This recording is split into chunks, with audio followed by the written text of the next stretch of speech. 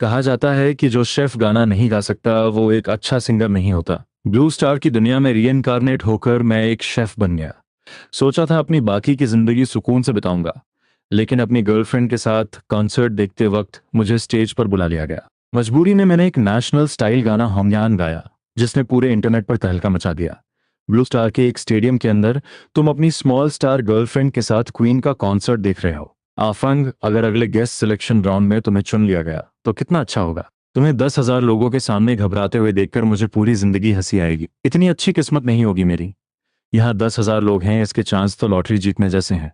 अगर वाकई मुझे चुन लिया गया तो मैं ऊपर जाकर एक गाना गाऊंगा, मेरा खुद का ओरिजिनल गाना। तुम और ओरिजिनल तुम ऊपर जाकर मेन्यू कार्ड सुनाओगे, वो बेहतर हुआ। सच तो ये है कि अर्थ पर तुम एक जाने माने ओरिजिनल म्यूजिशियन थे, जो हर तरह के इंस्ट्रूमेंट्स बजाने में एक्सपर्ट था। हर तरह के इंस्ट्रूमेंट्स में तुम्हारी पकड़ मजबूत थी। यहाँ आए हुए 3 साल हो चुके हैं, पर तुमने कभी अपना म्यूजिकल टैलेंट नहीं दिखाया और बस एक खुशमिजाज शेफ बनकर रह गए। यहाँ आने के बाद तुमने जाना कि आजकल के चाइनीज पॉप म्यूजिक में हर प्लेटफॉर्म पर बस फालतू के गाने भरे पड़े हैं। इकलौती चीज जो तुम्हें खुशी देती है वो है तुम्हारे सामने खड़ी ये लड़की, लिन चिंगयान। बचपन के दोस्त, एक दूसरे के हमराज, वो हमेशा तुम्हारे लिए खुशियां लेकर आती है। लिन चिंगयन को गाना पसंद है। उसकी वॉइस बहुत प्योर और प्रोफेशनल है, मानो उसे कुदरत का वरदान मिला हो। जूनियर ईयर में ही उसने एक एंटरटेनमेंट कंपनी के साथ कॉन्ट्रैक्ट साइन कर लिया था। उसकी स्वीट और क्यूट अपीयरेंस, उसकी मेहनत और कंपनी के सपोर्ट की वजह से उसने 2 एल्बम भी निकाली। उसके फैंस की संख्या 10 लाख से ज्यादा है। हेलो गाइस, अगर आप क्रिकेट फॉलो करते हो तो मेरे पास आपके लिए एक ग्रेट न्यूज है। इंडियन प्रीमियर लीग 2026 स्टार्ट हो गया है और मैंने सारे मैचेस एक ऐप के थ्रू फॉलो किए हैं, जिसमें सब कुछ एक ही जगह मिलता है। Latest match schedule, live matches का कवरेज और अपनी स्पोर्ट्स नॉलेज से बेहतरीन कमाई करने का मौका। और आईपीएल के स्टार्ट के लिए इस टीम ने कुछ अमेजिंग गिफ्ट्स प्रिपेयर किए हैं। पूरे टूर्नामेंट के दौरान इन्होंने कैश प्राइजेस और एप्पल प्रोडक्ट्स के गिवअवेज किए हैं। यही है एक परफेक्ट चांस अपना फोन अपग्रेड करने का। और यही नहीं, आईपीएल के दौरान सभी नए प्लेयर्स को उनके पहले 4 डिपॉजिट्स पर बहुत अच्छा बोनस मिलेगा। पहली बार ऐसा हो रहा है और अभी आप 70,000 रुपीज तक का बोनस इजीली ले सकते हो हमारे प्रोमो कोड Action400 के साथ। कमेंट में दिए गए लिंक को फॉलो करो, वेबसाइट पर अपडेट्स चेक करते रहो और अपना गेमिंग जर्नी अभी से रेडी करो। वो एक पक्की नेशनल गॉडेस बन चुकी है। क्वीन चेन का ये गाना लव वाकई बहुत सुरीला है। काश मेरे पास भी ऐसा एक गाना होता तो शायद मैं भी फर्स्ट ईयर सिंगर बन पाती। लिन चिंगयन ने स्टेज पर गाती हुई चेन रू को देखकर गहरी सांस ली। अपनी कंपनी से कहो कि तुम्हारे लिए भी एक ऐसा ही गाना तैयार करें। इतना आसान नहीं है। इस लेवल के गाने नसीब से मिलते हैं। क्या ये वाकई नसीब की बात है? पिछले जन्म की अर्थ पर इस तरह के गाने सेकंड क्लास माने जाते थे। स्टेज पर चेन रू का गाना अपने अंत पर था। मानना पड़ेगा कि क्वीन की सिंगिंग स्किल्स वाकई टॉप क्लास है। गाना खत्म होते ही नीचे तालियों की गड़गड़ाहट गूंज उठी। ऑडियंस अपने ग्लो स्टिक्स लहराते हुए जोश में चिल्ला रही थी, क्वीन आई लव यू। अब हम कॉन्सर्ट के आखिरी राउंड में जा रहे हैं। हम एक लकी गेस्ट को चुनेंगे जो स्टेज पर आकर मेरे साथ ड्यूएट गाएगा और उसे मेरा स्पेशल एडिशन एल्बम और साइंड फोटो भी मिलेगी। तभी एक लाइट पूरे स्टेडियम में घूमने लगी और 1 मिनट बाद वो ठीक तुम्हारे ऊपर आकर रुक गई। तुम हैरान रह गए। इस लड़की की बात सच हो गई। ये किस्मत तो 5 मिलियन की लॉटरी जीतने जैसी है। पास खड़ी लिन चिंगयन खुशी से झूम उठी। आफेंग, सच में तुम्हें चुन लिया गया। क्या ये मेरी भविष्यवाणी नहीं थी? तुम वाकई काली जुबान वाली हो। तुम खड़े हुए और धीरे धीरे स्टेज की तरफ बढ़ने लगे। स्टाफ से माइक लेकर तुम सीधे क्वीन चेन रू के पास पहुंच गए। नमस्ते हैंडसम, क्या नाम है आपका और आप क्या काम करते हैं? नमस्ते, मैं शिए फोंगटिंग हूँ और मैं एक शेफ हूँ। क्या आपकी कोई गर्लफ्रेंड है? हाँ, वो ठीक नीचे बैठी है। नीचे बैठी लिन चिंगयन तुम्हारा जवाब सुनकर मन ही मन सोचने लगी। सिर्फ गर्लफ्रेंड ही नहीं, बचपन की दोस्त भी है। जल मरो सब। तुमने चेन रू की तरफ देखा। क्या क्वीन भी इतनी गॉसिप करती हैं? हाँ हाँ हाँ। नीचे से जोरदार ठहाकों की आवाज आई। क्या क्वीन यहाँ इंक्वायरी कर रही हैं? क्या क्वीन को यह हैंडसम लड़का पसंद आ गया और वो उसे अपनी सहेलियों से मिलवाना चाहती हैं? अफसोस, इसकी तो पहले से ही गर्लफ्रेंड है। चेन रू ने शरारत से तुम्हारी तरफ आंख मारी। बस जिज्ञासा है, सिर्फ जिज्ञासा। तो फिर बताइए, जिज्ञासा, शुद्ध जिज्ञासा। तो आगे आप मेरे साथ कौन सा गाना गाना चाहेंगे? क्या मैं अपना खुद का एक गाना गा सकता हूँ? अपना खुद का गाना? क्या ये आपने खुद लिखा है? जी हाँ, मेरा अपना लिखा हुआ। काफी अच्छा है। ये सुनते ही वहां मौजूद फैंस के बीच हंगामा मच गया। क्या आप कोई भी गाना लिख सकता है? कहीं ये बिल्ली के रोने जैसा तो नहीं होगा? अभी इसने कहा था कि ये एक शेफ है। क्या शेफ भी गाना लिख सकते हैं? क्या ये शेफ भी म्यूजिक शीट्स पढ़ता है? लिन चिंगयान तुम्हें स्टेज पर देखकर बेचैनी से पैर पटकने लगी। किसी भी गाने पर क्वीन के साथ गा लेते? ये ओरिजिनल का क्या चक्कर है? तुम तो बस खाना गाते हो, गाना लिखना तुम्हें कहाँ आता होगा? क्या तुम वाकई अपना ओरिजिनल गाना ही गाओगे? ये 10,000 लोगों का कॉन्सर्ट है, सब बर्बाद मत कर देना। क्वीन चैन, फिक्र मत कीजिए, ऐसा नहीं होगा। मुझे बस एक गिटार चाहिए। चेंडू ने स्टाफ को बुलाया और तुम्हारे हाथ में गिटार थमा दिया। गिटार लेते ही तुमने बड़ी सफाई से उसकी ट्यूनिंग की। एक गाना होंग्यान आप सबके लिए, उम्मीद है आपको पसंद आएगा। सारी लाइट्स तुम पर सिमट गईं और तुम्हारा ऑरा अचानक बदल गया। ऐसा लगा जैसे तुम अपने पिछले जन्म के स्टेज पर वापस लौट आए हो। नीचे बैठी ऑडियंस को देखते हुए तुमने एक गहरी सांस ली और स्ट्रिंग्स बजाना शुरू किया। एक धीमा और सुकून भरा मेलोडियस गिटार म्यूजिक स्पीकर्स के जरिए पूरे स्टेडियम में गूंजने लगा। शराब की खुशबू, यादों में डूबी हुई तुम्हारी गहराई भरी आवाज ने नीचे बैठी पूरी ऑडियंस का ध्यान अपनी तरफ खींच लिया। ओह, ये तो कोई छुपा हुआ उस्ताद निकला। ये तो एक नेशनल स्टाइल गाना है। ये आवाज कितनी पावरफुल है और कितनी जल्दी दिल को छू लेती है। क्या आजकल के शेफ इतना शानदार गाते हैं? लिन चिंगयान का मुंह हैरानी से खुला का खुला रह गया। उसकी आंखें फटी की फटी रह गईं और वो स्टेज पर तुम्हें इतने जुनून के साथ गाते हुए देख दंग रह गई। उसके दिमाग में हजारों सवाल दौड़ने लगे। इसे वाकई गाना आता है? और इतना अच्छा? इसने कभी बताया क्यों नहीं?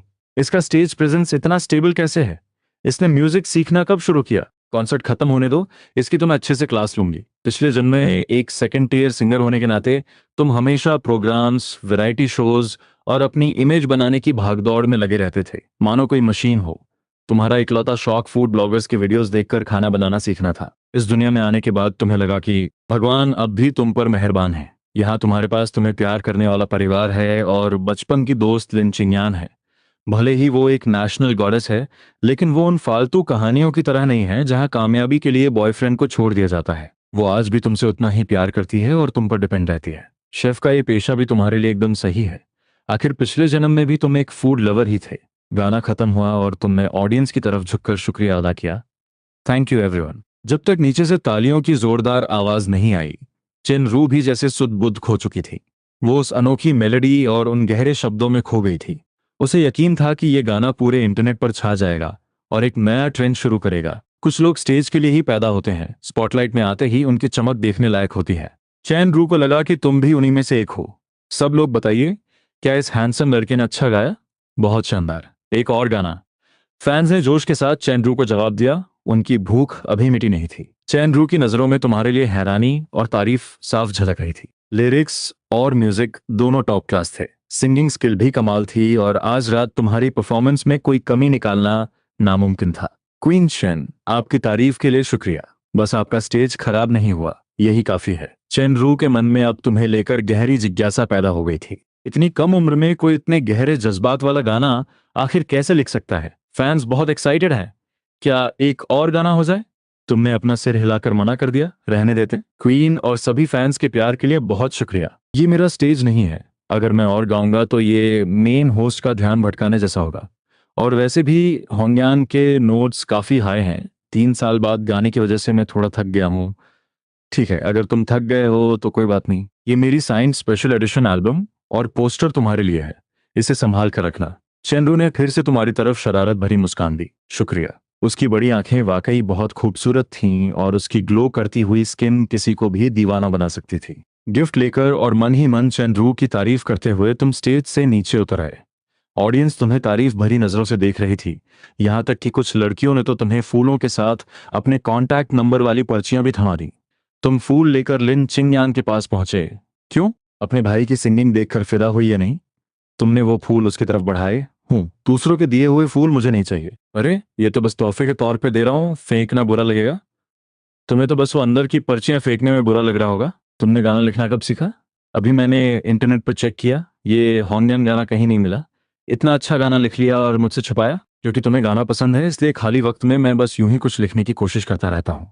तुम्हें लिन चिंगयान को टालने के लिए इस प्यारे झूठ का सहारा लेना पड़ा। क्या करते? तुम दोनों बचपन से साथ पले बड़े हो। एक इंसान जो सिर्फ अपनी कुकिंग की दुनिया में खोया रहता था, वो अचानक गाना लिखने लगा। ये समझाना नामुमकिन था। तो फिर मेरे लिए भी एक गाना लिखो जो होंग्यान से भी बेहतर हो। ठीक है, ठीक है, जब भी वक्त मिलेगा मैं लिख दूंगा। अफसोस कि इस बार मैं बहुत जल्दी में वापस आई हूँ। कल सुबह ही मुझे निकलना है। अभी तक तुम्हारे हाथ की बनी युशांग श्रेडेड पॉर्क भी नहीं खाई। लिन चिंगयान जैसी सेकंड ईयर सिंगर हमेशा बहुत बिजी रहती है। उसे हर वक्त काम के लिए भागना पड़ता है। अगली बार जब आओगी तो जी भर कर खिलाऊंगा। साथ ही तुम्हें अपनी नई रेसिपी भी टेस्ट करवाऊंगा, ऐसी कि तुम खाती रह जाओगी। घर पहुंचकर तुमने लिन चिंगयान के सामने ही डोइन स्क्रॉल करना शुरू किया। डोइन पर रात के कॉन्सर्ट के वीडियोस पहले ही आ चुके थे। धमाकेदार हेडिंग्स और क्वीन की पॉपुलैरिटी की वजह से वो वीडियो किसी रॉकेट की तरह वायरल हो रहा था और देखते ही देखते हॉट सर्च रैंकिंग पर टॉप पर पहुंच गया। तुमने उसे देखा और कोई रिएक्शन नहीं दिया। हॉट सर्च ही तो है, 2 दिन में गायब हो जाएगा। अब ये सुबह तुम दोनों ने नाश्ता किया और एयरपोर्ट की तरफ निकल गए। लिन चिंगयान बार बार पीछे मुड़कर तुम्हें देख रही थी और भारी मन से बोर्डिंग गेट की तरफ बढ़ी। तुम्हें लगा कि स्टार होने ने क्या रखा है, जरा भी फ्रीडम नहीं मिलती। शेफ बनकर रेस्टोरेंट चलाना कितना बेहतर है। जब मन किया नई रेसिपी पर रिसर्च कर ली, जब खाली बैठे तो काउंटर पर बैठ कर आने वाले जवान लड़कों, वेटर्स और खूबसूरत कस्टमर्स को देख लिया। ऐसी जिंदगी कितनी मजेदार है। अपनी लिटिल प्लम को विदा करके तुम अपनी दुकान पहुंचे। घुसते ही मैनेजर चन्यान ने कहा कि तुम्हें आज टेबल विजिट पर जाना है। तुम सीधे किचन की तरफ बढ़े, क्योंकि तुम मालिक होने के साथ साथ शेफ भी हो। तो घुसते ही एक यंग शेफ तुम्हारे पास आया। बॉस, कल रात क्वीन के कॉन्सर्ट में जो गेस्ट था वो आप ही थे ना?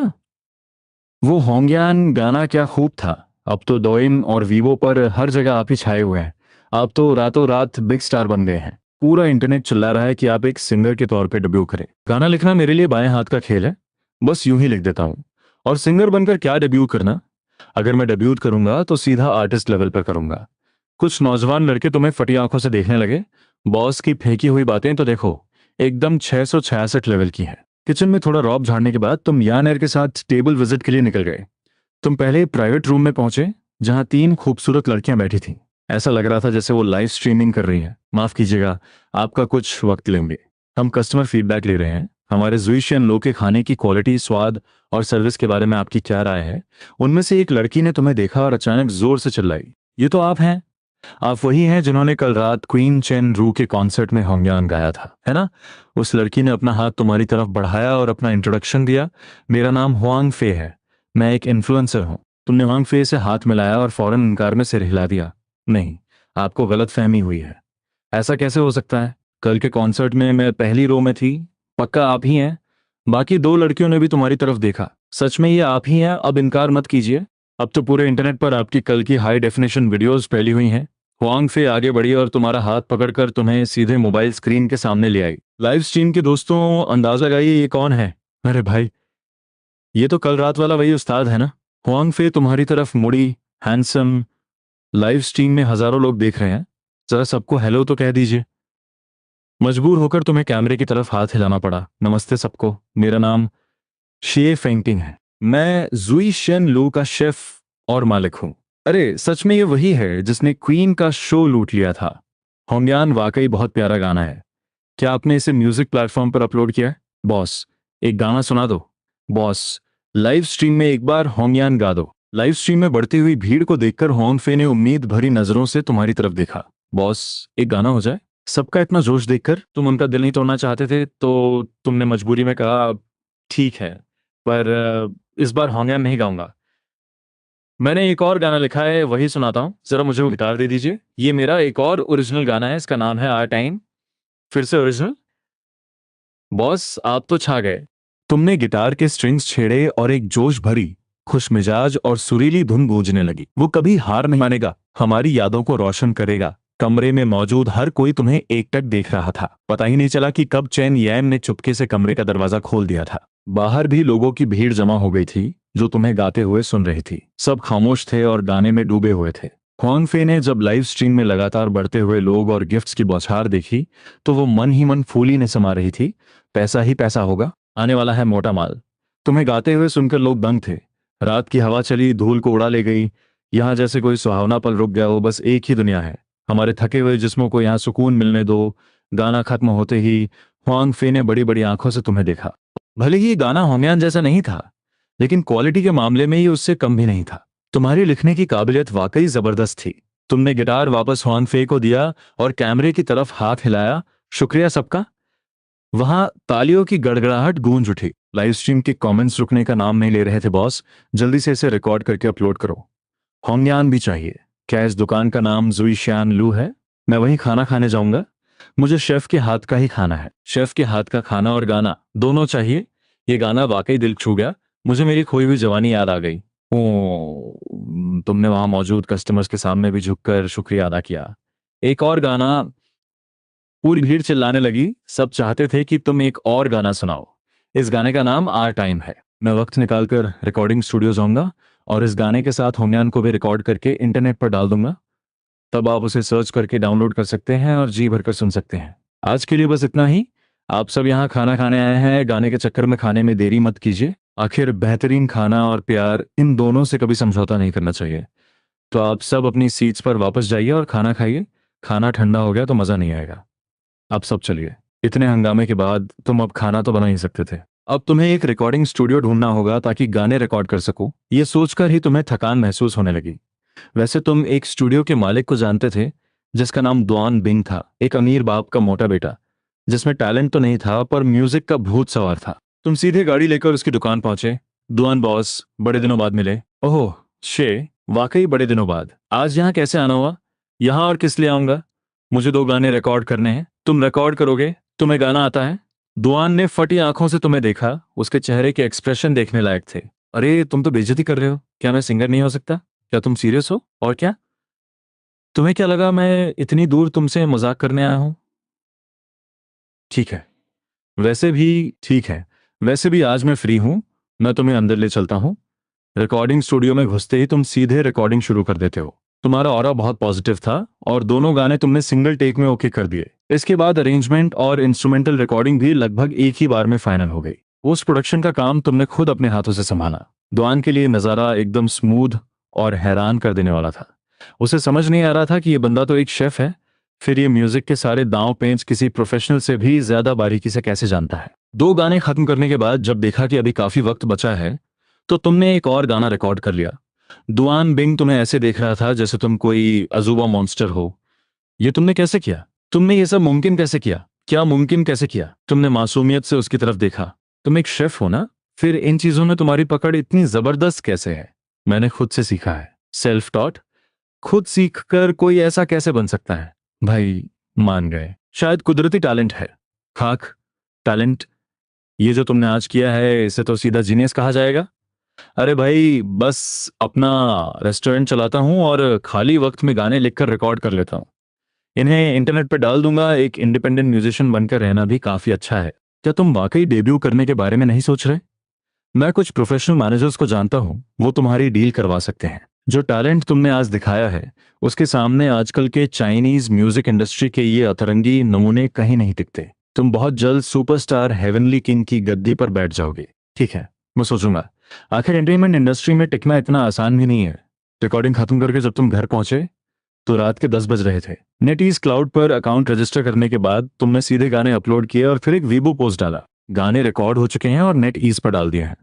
वक्त थोड़ा ज्यादा था इसलिए एक एक्स्ट्रा गाना भी रिकॉर्ड कर लिया, उसे भी साथ ही अपलोड कर दिया है। आप सब सुन सकते हैं और डाउनलोड भी कर सकते हैं। इस वक्त लिन चिंगयन बिस्तर पर लेटी हुई अपनी आदत के मुताबिक वीबो देख रही थी। तुम्हारी पोस्ट देखते ही वो फिर से हैरान रह गई। इसने 2 और गाने कब लिख लिए? आर टाइम और इफ दैट टाइम। उसने प्ले बटन दबाया और सुनने लगी। वाकई बहुत सुरीले थे। उसने फौरन लाइक और रिपोस्ट किया। जल्दी से मेरे लिए भी एक लिखो। और सुनो, मैंने तुम्हारा पोस्ट रिपोस्ट कर दिया है। इतनी जल्दी क्या है? तुम्हारे लिए जो गाना है वो कल दुकान पर आकर दे दूंगा। क्या तुमने लिख लिया? लगभग तैयार है। अब जल्दी सो आओ वरना डार्क सर्कल्स आ जाएंगे और फिर मैं तुम्हें छोड़ दूंगा। तुम्हारी हिम्मत कैसे हुई? अगर तुमने ऐसा किया तो मैं अंकल शे से कहकर तुम्हारी पिटाई करवा दूंगी। तुमने फिर कोई रिप्लाई नहीं दिया। लिन चिंगयान फिर से वीबो स्क्रॉल करने लगी। उसकी पॉपुलैरिटी बहुत ज्यादा थी। लाखों फैंस उसे फॉलो करते थे। होंगयान, क्या ये वही गाना नहीं है जो कल रात चेनरू के कॉन्सर्ट में उस उस्ताद ने गाया था? ऊपर वाले दोनों गाने आर टाइम और इफ दैट टाइम भी एकदम क्लासिक लेवल के हैं। मैंने तो डाउनलोड करके सपोर्ट भी कर दिया। ये शेफ तो वाकई कमाल का म्यूजिशियन निकला। जैसा कि कहा गया है, जो शेफ गाना नहीं गा सकता वो अच्छा सिंगर नहीं होता। अगले दिन तुमने नाश्ता किया और नेट ईज क्लाउड पर तीनों गानों का डेटा चेक किया। तीनों गानों को हजारों लाखों लाइक्स मिल चुके थे, लेकिन रैंकिंग में नंबर 1 पर नेशनल क्वीन चेन रू का वही गाना था जिसके लाइक्स 50 मिलियन पार कर चुके थे। वाकई नेशनल क्वीन की ताकत पर कोई शक नहीं किया जा सकता। लिन चिंगयान का गाना यूथफुल ब्रेथ, जो महीने की शुरुआत में रिलीज हुआ था, अभी 10वें नंबर पर था और 11वें नंबर वालों से कड़ी टक्कर दे रहा था। तभी अचानक फोन की घंटी बजी। चेन यान का कॉल था। बॉस, आप जल्दी से दुकान पर आ जाइए। चनयान की आवाज में घबराहट थी। क्या हुआ, तुम थोड़े उलझन में पड़ गए? दुकान में सब कुछ ठीक चल रहा था। ऐसी कोई बात नहीं होनी चाहिए थी जिसे वो संभाल ना सके। कोई आपसे मिलने आया है, वो दुकान में आपका इंतजार कर रहे हैं। सुबह सुबह ही आ गए थे। जब मैंने शटर खोला तब से वो यहीं खड़े हैं। उनकी पर्सनालिटी काफ़ी अलग है। वो कोई बड़े आदमी लगते हैं। आप जल्दी आ जाइए। ठीक है, उन्हें मेरे ऑफिस में ले जाओ, मैं बस पहुंच रहा हूँ। उन्हें मेरी रखी हुई ताइवानी चाय सर्व करो। इतना कहकर तुम बिना देर के घर से निकले और दुकान की तरफ भागे। स्पेशल आइडेंटिटी, बिग पर्सनालिटी, क्या कोई सरकारी अफसर ऑफिशियल बॉस है? पर तुमने तो कभी किसी से दुश्मनी नहीं मोल ली। खैर, जाकर देखते हैं कि आखिर है कौन। जैसे ही तुम सेकंड फ्लोर वाले ऑफिस में पहुंचे और दरवाजा खोला, तुमने देखा कि अंदर एक शख्स बैठा है। वो और कोई नहीं बल्कि परसों रात वाली नेशनल क्वीन चेनरू थी। नेशनल क्वीन चेनरू, वाकई आप तो बहुत बड़ी शख्सियत है। मैं कोई बड़ी शख्सियत नहीं हूँ बॉस, ये तो आप हैं। इतनी कम उम्र में इतना बड़ा रेस्टोरेंट चला रहे हैं। जुइशियन लो नाम ही काफी प्रभावशाली है। चेनरू को तुम में अब और भी ज्यादा दिलचस्पी होने लगी थी। एक शेफ जो गाने लिखता है और इतने बड़े रेस्टोरेंट का मालिक भी है। और परसों रात की परफॉर्मेंस के हिसाब से तुम्हारा स्टेज प्रेजेंस भी काफी एक्सपीरियंस्ड लग रहा था। क्वीन, आज अचानक यहाँ पधारने का क्या कारण है? बॉस, ये मैं आज यहाँ इसलिए आई हूँ क्योंकि मैं चाहती हूँ कि आप हमारी चौंशी एंटरटेनमेंट कंपनी के साथ कॉन्ट्रैक्ट साइन करें। एंटरटेनमेंट कंपनी के साथ कॉन्ट्रैक्ट? डेब्यूट? मैंने तो इस बारे में कभी सोचा ही नहीं। हम सीधे आपको सेकंड टियर आर्टिस्ट का कॉन्ट्रैक्ट दे सकते हैं और आपके गानों के ओरिजिनल कॉपीराइट्स आपके पास ही रहेंगे।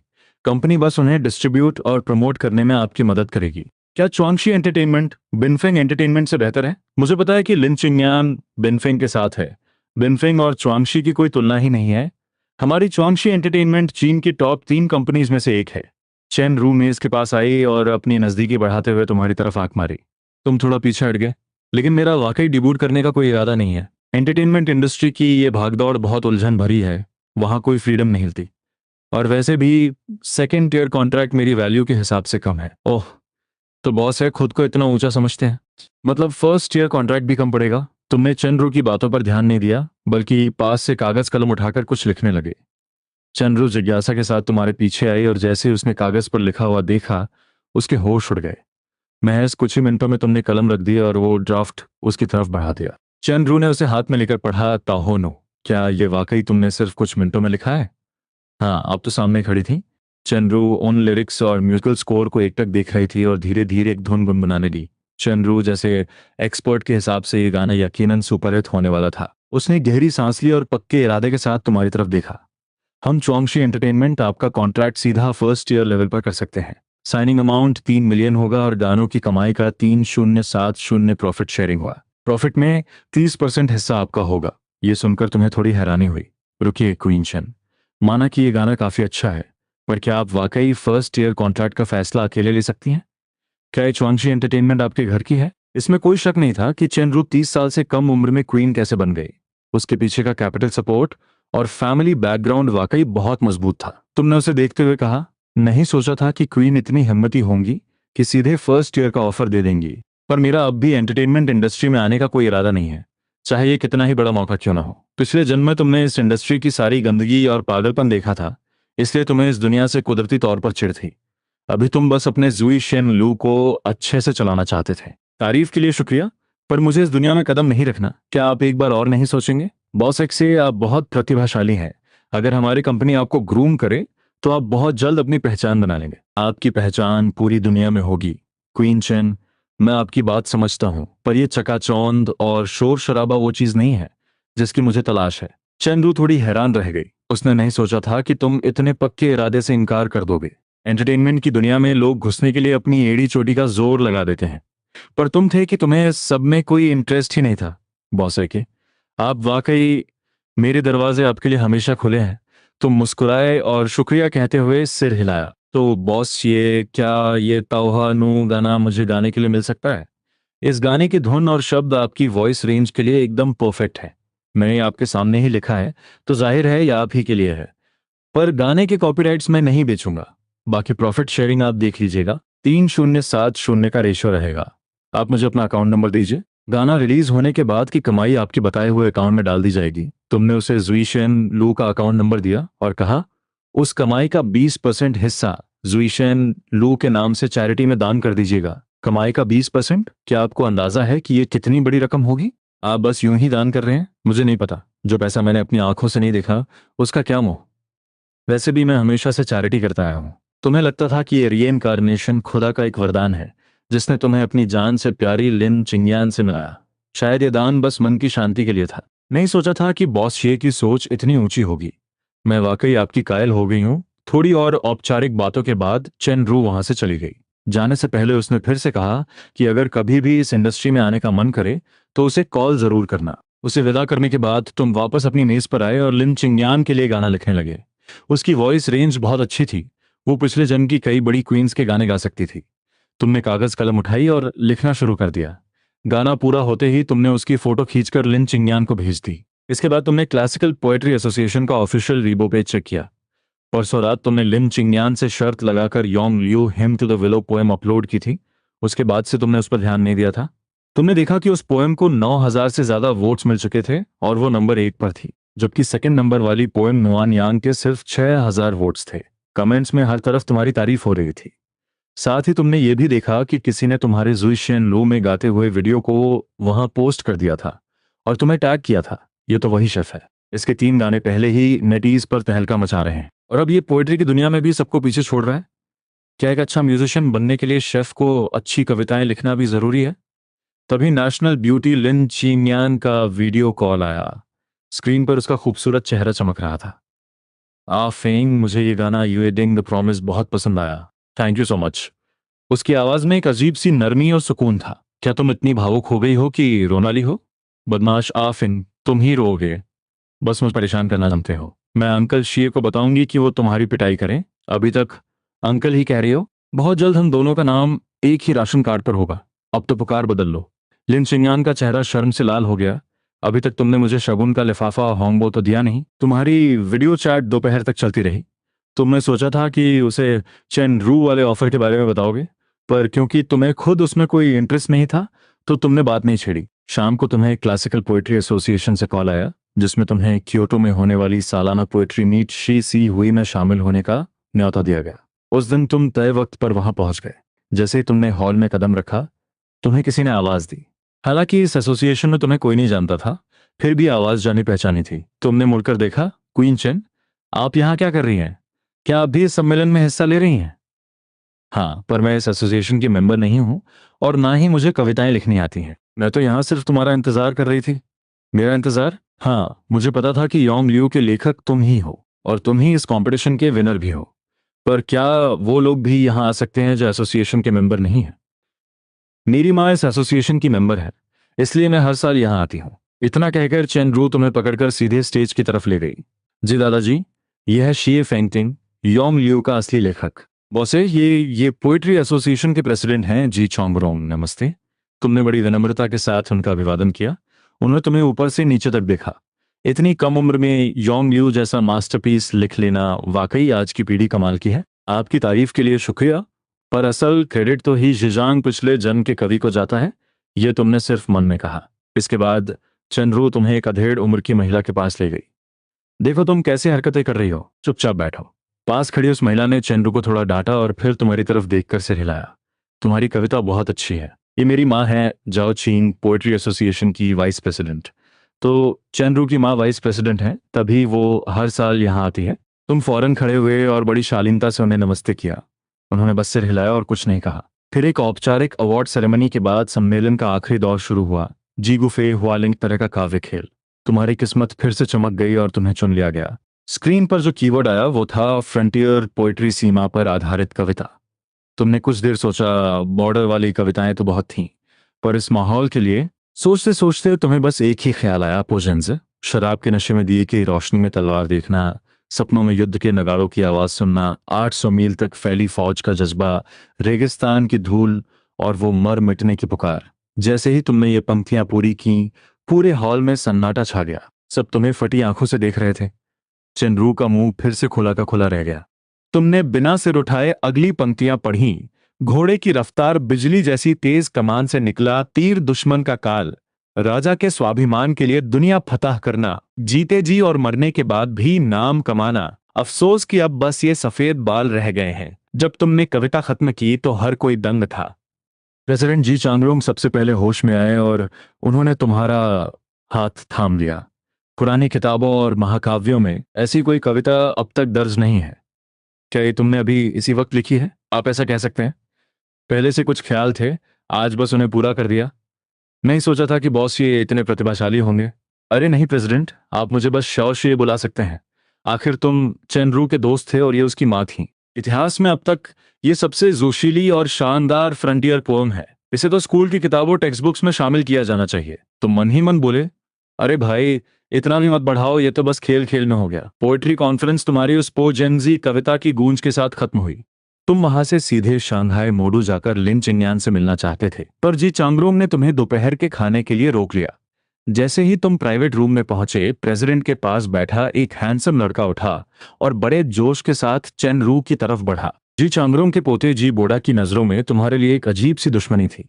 तुम समझ गए, शायद ये चेन रू का कोई आशिक परस्यूअर है। बैठते ही जी चांगरोंग ने तुम्हें फिर से न्योता दिया।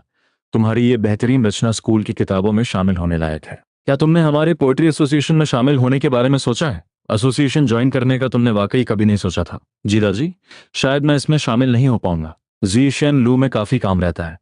रेस्टोरेंट संभालना, फिर गाने और कविताएं लिखना, काफी व्यस्त रहता हूँ। मिस्टर शे तो वाकई बड़े कलाकार निकले, पर मुझे इस बात पर यकीन नहीं हो रहा। अभी दादाजी ने कहा कि आपने सम्मेलन में तुरंत एक कविता बना दी। मैंने ये भी सुना है कि आपने श्याओ रू के सामने कुछ ही मिनटों में एक गाना लिख दिया। अगर आप इतने ही काबिल हैं तो क्यों ना अभी एक डेमो दिखा दें। मिस्टर जी, हम आज पहली बार मिले हैं, पर जब से मैं कमरे में आया हूं आप मुझसे काफी चिढ़े हुए लग रहे हैं। मुझे अंदाजा है कि ये दुश्मनी किस वजह से है। मैं और चेन रू सिर्फ दोस्त हैं, आपको गलत फहमी हुई है। तुम्हारा जवाब सुनकर चेन रू की आंखों में पल भर के लिए मायूसी दिखी, जो तुरंत गायब हो गई। लेकिन अगर आप चाहते हैं कि मैं अभी कुछ पेश करूं तो ठीक है। सच तो यह है कि कविता या गाना लिखना मेरे लिए दाल चावल खाने जितना आसान काम है। कमरे में मौजूद हर कोई तुम्हें हैरानी से देखने लगा। क्या कोई इंसान वाकई ऐसी बात कह सकता है? मैं न सिर्फ अभी इसी वक्त एक वानियर सॉफ्ट स्टाइल कविता लिख सकता हूं, बल्कि उसे अभी धुन देकर कंपोज गाकर भी सुना सकता हूं। यकीन नहीं आता। इतना कहकर तुम कमरे में टहलने लगे। मेरी इस कविता का नाम है यी जैन में लाल कमल की खुशबू फीकी पड़ रही है, पतझड़ की शाम है, बादलों के बीच से संदेश आएगा, एक ही जुदाई का दर्द, दो अलग जगहों की बेकरारी, इस बेचैनी को मिटाने का कोई रास्ता नहीं। पलकों से ये दर्द ओझल होता है तो दिल में उतर आता है। तभी जी चांगरोंग ने जोश में मेज थपथपाई और खड़े हो गए। उनकी आंखों में हैरानी साफ थी। वाकई ये तो बेहतरीन वान्य कविता है। जी बोड़ा हक्का बक्का रह गया। उसने नहीं सोचा था कि कोई इतनी आसानी से ऐसी कविता लिख देगा। चंद्रू तुम्हें एकटक दिख रही थी। ये इंतजार और ये तड़प किसके लिए? क्या उसी गर्लफ्रेंड के लिए? उसे याद आया कि कॉन्सर्ट में तुमने कहा था कि तुम्हारी एक गर्लफ्रेंड है। तुमने कविता खत्म कर जी बोड़ा की तरफ देखा। मिस्टर जी, बताइए क्या ये कविता आपकी कसौटी पर खरी उतरती है? जी बोड़ा अभी भी सदमे में था और बस बुदबुदा रहा था। नामुमकिन, ये बिल्कुल नामुमकिन है। अब पेश है इसी कविता की धुन, जिसका नाम है यूए मानशिलू पश्चिमी महल पर चांदनी। और तुम गाने लगे। रेशमी लिबास उतारकर मैं नाव पर अकेली सवार हूं। तुमने वाकई इसे एक गाने की शक्ल दे दी थी। लोग सोचने लगे ये इंसान है या कोई अजूबा। चंद्रू की आंखों में हैरानी और जज्बात उमड़ रहे थे। ये गाना वाकई बहुत गहरा था। जैसे ही तुम रुके, इससे पहले कि कोई कुछ कह पाता, तुम कमरे से बाहर निकल गए। वहां और रुकने का कोई मतलब नहीं था। क्लासिकल चाइना की सबसे बड़ी कवियत्री ली चिंगझाओ की ये रचना किसी का भी दिल जीत सकती थी। गाते वक्त तुम्हें लिन चिंगयान की याद आई और तुम्हें लगा कि अब शंघाई मोडू जाकर उससे मिलना चाहिए। जैसे ही तुम रेस्टोरेंट के दरवाजे से बाहर निकले, चेनरू पीछे से भागती हुई आई। शी फोंगटिंग, बिना कुछ कहे कहाँ चल दिए? अभी तो खाना भी नहीं खाया, खाने को रहने देते हैं। वो जी बोड़ा आपका चाहने वाला है ना? साफ दिख रहा था कि उसे हमारे रिश्ते को लेकर गलतफहमी हुई है। ये सुनकर चेन रू का चेहरा शर्म से गर्दन तक लाल हो गया। मैं पहले होटल जा रहा हूँ, फिर वहां से शांघाई निकलना है। मैं उससे उस दिन कॉन्सर्ट के बाद से नहीं मिली हूँ। क्या तुम्हारी गर्लफ्रेंड शांघाई में है? चलो मैं तुम्हें होटल छोड़ देती हूँ, मुझे भी कल शांघाई जाना है, साथ चले? ठीक है। होटल पास में ही था और तुम जल्द ही वहां पहुंच गए। कमरे में जाकर तुमने नेट ईज क्लाउड खोला। चेन रू का गाया ताहो नु अभी भी नंबर 1 पर था, जिसके 20 मिलियन डाउनलोड्स और 50,000 से ज्यादा कमेंट्स थे। बाकी सब उससे कोसों दूर थे। लेकिन एक बात ने तुम्हें परेशान कर दिया। नेट पर लिन चिन्यान का एक भी नया गाना ही था। उसने तो कहा था कि इस महीने एल्बम आएगी और जो गाना यूडिंग तुमने उसके लिए लिखा था वो भी अपलोड नहीं हुआ था। कहीं कुछ गड़बड़ तो नहीं हो गई? तभी तुम्हारी नजर एक पोस्ट पर पड़ी। नेशनल गॉडेस लिन चिंगयान को शायद बिनफिंग एंटरटेनमेंट ने बैन ब्लैकलिस्ट कर दिया है। अगले दिन तुम और चेन रू एक ही फ्लाइट से शंघाई पहुंचे।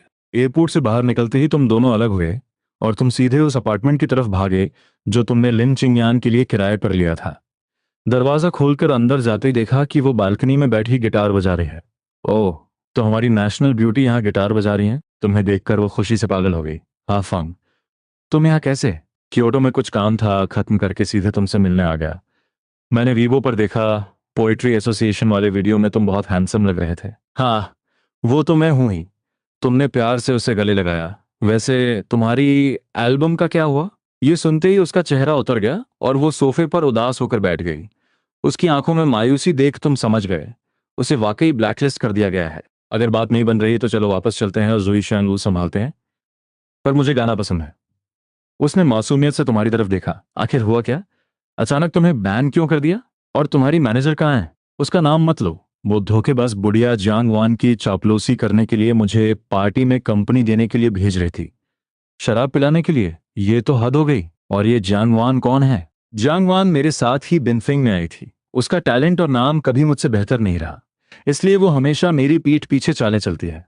लेकिन आजकल कंपनी का सारा सपोर्ट उसे मिल रहा है। सुना है कि वो कंपनी के किसी बड़े अधिकारी के बिस्तर तक पहुंच गई है। अच्छा, तो ये बात है। ये दुनिया वाकई बहुत गंदी है। लिन चिंगयान गाना चाहती थी पर उसे रोका जा रहा था। अगर बात नहीं बनी तो तुम खुद उसके गाने रिलीज करोगे। एक इंटरनेट सिंगर के तौर पर भी उसकी फैन फॉलोइंग काफी काम आएगी। तभी तुम्हारा फोन बजा। चेन रू का कॉल था। शी फेंटिंग, क्या कल तुम्हारे पास वक्त है? मुझे तुम्हारी मदद चाहिए। हमारी कंपनी को 2 गानों की जरूरत है। अभी अलग हुए कुछ ही देर हुई थी और फिर काम आ गया।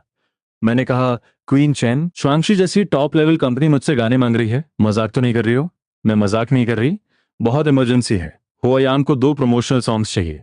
हमारे म्यूजिक डिपार्टमेंट ने जितने भी ड्राफ्ट्स भेजे सब रिजेक्ट हो गए। हुआयान के लिए? ये तो मुश्किल काम था, पर शायद यही लिन चिंगयान के लिए एक मौका हो। क्या मुझे आपकी कंपनी आना होगा? हाँ, कल सुबह मैं तुम्हें लेने आ जाऊंगी। तुम कहाँ हो? मैं तुम्हें लोकेशन भेज देता हूँ। फोन रखकर तुमने देखा कि लिन चिंगयान तुम्हें अजीब नजरों से देख रही है। च्वांशी एंटरटेनमेंट, तुम्हारा उनसे रिश्ता कब जुड़ा? चेनरू मुझसे गाना चाहती है। जुइशेन लो वाला वीडियो देखकर वो अगले ही दिन मुझसे मिलने आई थी। वो चाहती थी कि मैं च्वांशी ज्वाइन कर लूं। लिन चिंगयान ने हैरानी से पूछा, उन्होंने तुम्हें कैसा कॉन्ट्रैक्ट ऑफर किया? पहले सेकेंड टीयर का था, पर जब मैंने चेन रू के लिए गाना लिखा तो उन्होंने उसे फर्स्ट ईयर टॉप लेवल कर दिया। पर मैंने साइन नहीं किया। चौंगशी का फर्स्ट ईयर कॉन्ट्रैक्ट, और तुमने मना कर दिया। फर्स्ट ईयर होने से क्या होता है? मुझे अपनी आज़ादी प्यारी है। तुम तो आसमान में उड़ रहे हो। अगली सुबह तुम दोनों तैयार हुए और नीचे पहुंचते ही देखा कि चेन रू की वैनिटी वैन खड़ी है। चेन रू तुम्हें और साथ में लिन चिंगयान को देखकर दंग रह गई। ये तो नेशनल गॉडेस लिन चिंगयान है ना? आप दोनों, ये मेरी मंगेतर फियांसे है। तुम्हारी मंगेतर? लिन चिंगयान। चिनरू का चेहरा उतर गया। गाड़ी में बैठने के बाद वो तुम दोनों को ही देखती रही। तुम दोनों साथ कैसे आए? उसने थोड़ा जलन के साथ पूछा। हम बचपन से एक दूसरे को जानते हैं, लिन चिंगयान ने शर्माते हुए बताया।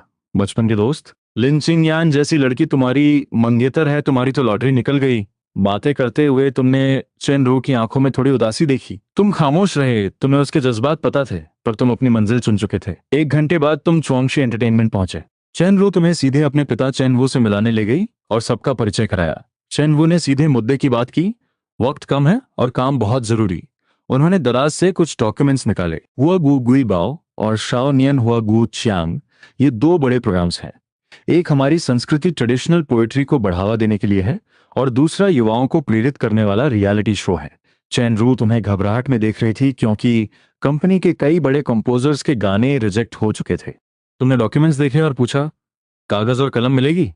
ये सुनते ही वहां मौजूद लोग चौंक गए। क्या अभी लिखोगे? तुमने कलम पकड़ी और लिखना शुरू कर दिया। करीब आधे घंटे बाद तुमने वो कागज चेनरू को थमा दिया। ये लो, सिन्हुआ सी न्यू फ्लावर लिरिक्स और शाओ नियन हुआ ग्यू शो यूथ चाइना टॉक। चैन रू ने जैसे ही शब्द पढ़े वो फिर से सन्न रह गई। क्या ये तुमने अभी इसी वक्त लिखा है? तुम वाकई कोई अजूबा हो। शे फोंगटिंग, हमारी कंपनी ज्वाइन कर लो। तुम्हारे टैलेंट के साथ तुम बहुत जल्द हेवनली किंग बन जाओगे। सबसे ज्यादा हैरान लिन चिंगयान थी। उसने तुम्हें कभी इतने जुनून में गाना लिखते नहीं देखा था। चैन वू की आंखों में भी चमक आ गई थी। ये गाने बेहतरीन हैं। हुआयांग इन्हें पक्का पसंद करेगा। बॉस शे, आप खाना बनाने के उस्ताद हैं, कविताएं आपकी जुबान पर हैं और गाने तो आप चुटकियों में लिख देते हैं। ऐसी क्या चीज है जो आपको नहीं आती? मुझे मुझे बच्चे पैदा करने नहीं। ये सुनते ही चेन रू और लिन चिंगयान का चेहरा शर्म से लाल हो गया। मिस्टर शे, मजाक छोड़िए। क्या आप वाकई डेब्यूट के बारे में नहीं सोचेंगे? आपका गला और आपका टैलेंट, अगर आप डेब्यूट नहीं करते तो ये बर्बादी होगी। हाँ बॉस, आपका डेब्यूट न करना वाकई अफसोस की बात होगी। लिन चिंगयान खामोश थी। वो तुम्हारे फैसले का सम्मान करती थी। मिस्टर चैन, क्वीन चैन, मैं वाकई डेब्यूट नहीं करना चाहता। इस इंडस्ट्री में कोई आज़ादी नहीं है। मैं सीधे एक डील का ऑफर देता हूँ। आपके सारे गानों के कॉपीराइट्स आपके पास रहेंगे। कंपनी आपको पूरी आज़ादी देगी। यहाँ तक कि मैं लिन चिंगयान का कॉन्ट्रैक्ट इशू भी सुलझा सकता हूँ। ये सुनकर तुम रुक गए। ये मौका ठुकराना मुश्किल था, खासकर तब जब ये लिन चिंगयान के काम आ सकता था। तुम्हें भले ये दुनिया पसंद ना हो, पर उसे गाना बहुत पसंद था। अपनी शर्तें बताइए मिस्टर चैन। मैं जानता हूं कि बिना कीमत चुकाए कुछ नहीं मिलता। कंपनी लिन चिंगयान की 10 मिलियन की पेनाल्टी भरेगी और उसे 3 साल के लिए अपने साथ जोड़ेगी। बदले में आपको अपनी कलम से उसे क्वीन के मुकाम तक पहुंचाना होगा। साथ ही आपको हर साल हमारी कंपनी के बाकी आर्टिस्ट के लिए 15 गाने देने होंगे। और आखिरी शर्त, मैं चाहता हूं कि आप चौंगशी के चेहरे के तौर पर दुनिया के सामने आए। दुनिया के सामने अपनी यादों और काबिलियत से उसके लिए ढाल बनना। ठीक है, मुझे मंजूर है। तुम्हारी आंखों में चमक थी।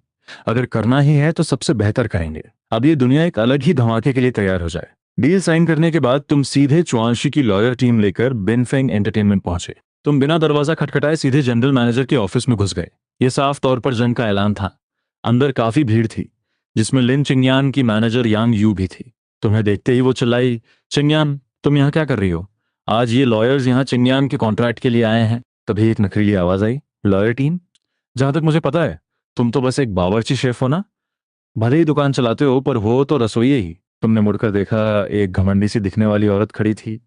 तुम कौन हो? तुमने सीधे सवाल किया। जैसे ही उसने मुंह खोलने की कोशिश की, चैन रू की आवाज गूंजी, ये जियांग वान है, चिंगयान के साथ की सिंगर। बस बेकार से कचरा गाने गाती है। चैन रू के लिए जियांग वान की हैसियत एक चींटी जैसी थी। जियांग वान और यांग यो कुछ बोलने ही वाली थीं कि जैसे ही उनकी नजर चैन रू पर पड़ी, उनके शब्द गले में ही अटक गए। चैन रू ने उन्हें नजरअंदाज किया और सीधे मैनेजर लियांग चाओ की तरफ बढ़ी। आप ही यहाँ के जीएम है ना? ये हमारी चोंगशी एंटरटेनमेंट की लॉयर टीम है। चलिए लिन चिंगयान के इस्तीफे रेजिग्नेशन पर बात करते हैं। लियांग चाओ दंग था। अभी 2 दिन पहले ही उसे बैन किया गया था और आज वो सीधे नेशनल क्वीन के साथ खड़ी थी। चिंगयान, क्या तुम वाकई छोड़ना चाहती हो? तुम्हारी पेनाल्टी 10 मिलियन है। उसकी फिक्र आप मत कीजिए, च्वांगशी इसकी पूरी जिम्मेदारी लेती है। लियांग चाओ के होश उड़ गए। च्वांगशी इतनी बड़ी रकम क्यों भरेगी? जियांग वान तो जैसे सन्न रह गई थी। वो खुद को नेशनल गॉडेस समझती थी, पर अगर लिन चिंगयान को च्वांगशी का साथ मिल गया तो वो बहुत जल्द क्वीन बन जाएगी। जियांग वान के मन में जलन भर गई। लिन चिंगयान, आखिर तुझमें ऐसा क्या है जो च्वांगशी तेरे लिए 10 मिलियन लुटा रही है? कहीं तूने कोई गंदा खेल तो नहीं खेला? जियांग वान, अपनी जुबान को लगाम दो। अगर हिम्मत है तो हिम्मत की बात है। तो चलो म्यूजिक चार्ट्स पर देख लेते हैं कि कौन कितने पानी में है। जियांग वान, यही नाम है ना तुम्हारा? तुमने ओछी चाले चलकर चिंगयान के गाने छीने और उसके सारे रिसोर्सेज रुकवा दिए। अब याद रखना, आज के बाद म्यूजिक चार्ट्स पर तुम कभी चिंगयान की बराबरी नहीं कर पाओगे। ये मेरा वादा है। ये सुनते ही ऑफिस में हर किसी का मुंह खुला रह गया। भाई इतना घमंड! अपनी जुबान संभालो, कहीं लेने के देने ना पड़ जाए। यांग यू ने तुम्हें हिकारत से देखा। उसे लगा कि नेटीज पर तुम्हारे कुछ गाने वायरल क्या हो गए, तुम खुद को खुदा समझने लगे हो। तुमने यांग यू की तरफ एक नजर डाली, पर उसे जवाब देना भी मुनासिब नहीं समझा। तुम सीधे लिन चिंगयान के पास गए, उसका हाथ थामा और उसे लेकर बाहर निकलने लगे। मिस्टर लियांग, चिंगयान के रेजिग्नेशन का मामला अब हमारे लॉयर्स संभालेंगे। इतना कहकर तुम ऑफिस से बाहर निकल आए। अगले दिन तुम लिन चिंगयान को लेकर सुबह सुबह ही चुआंगशी एंटरटेनमेंट पहुंच गए।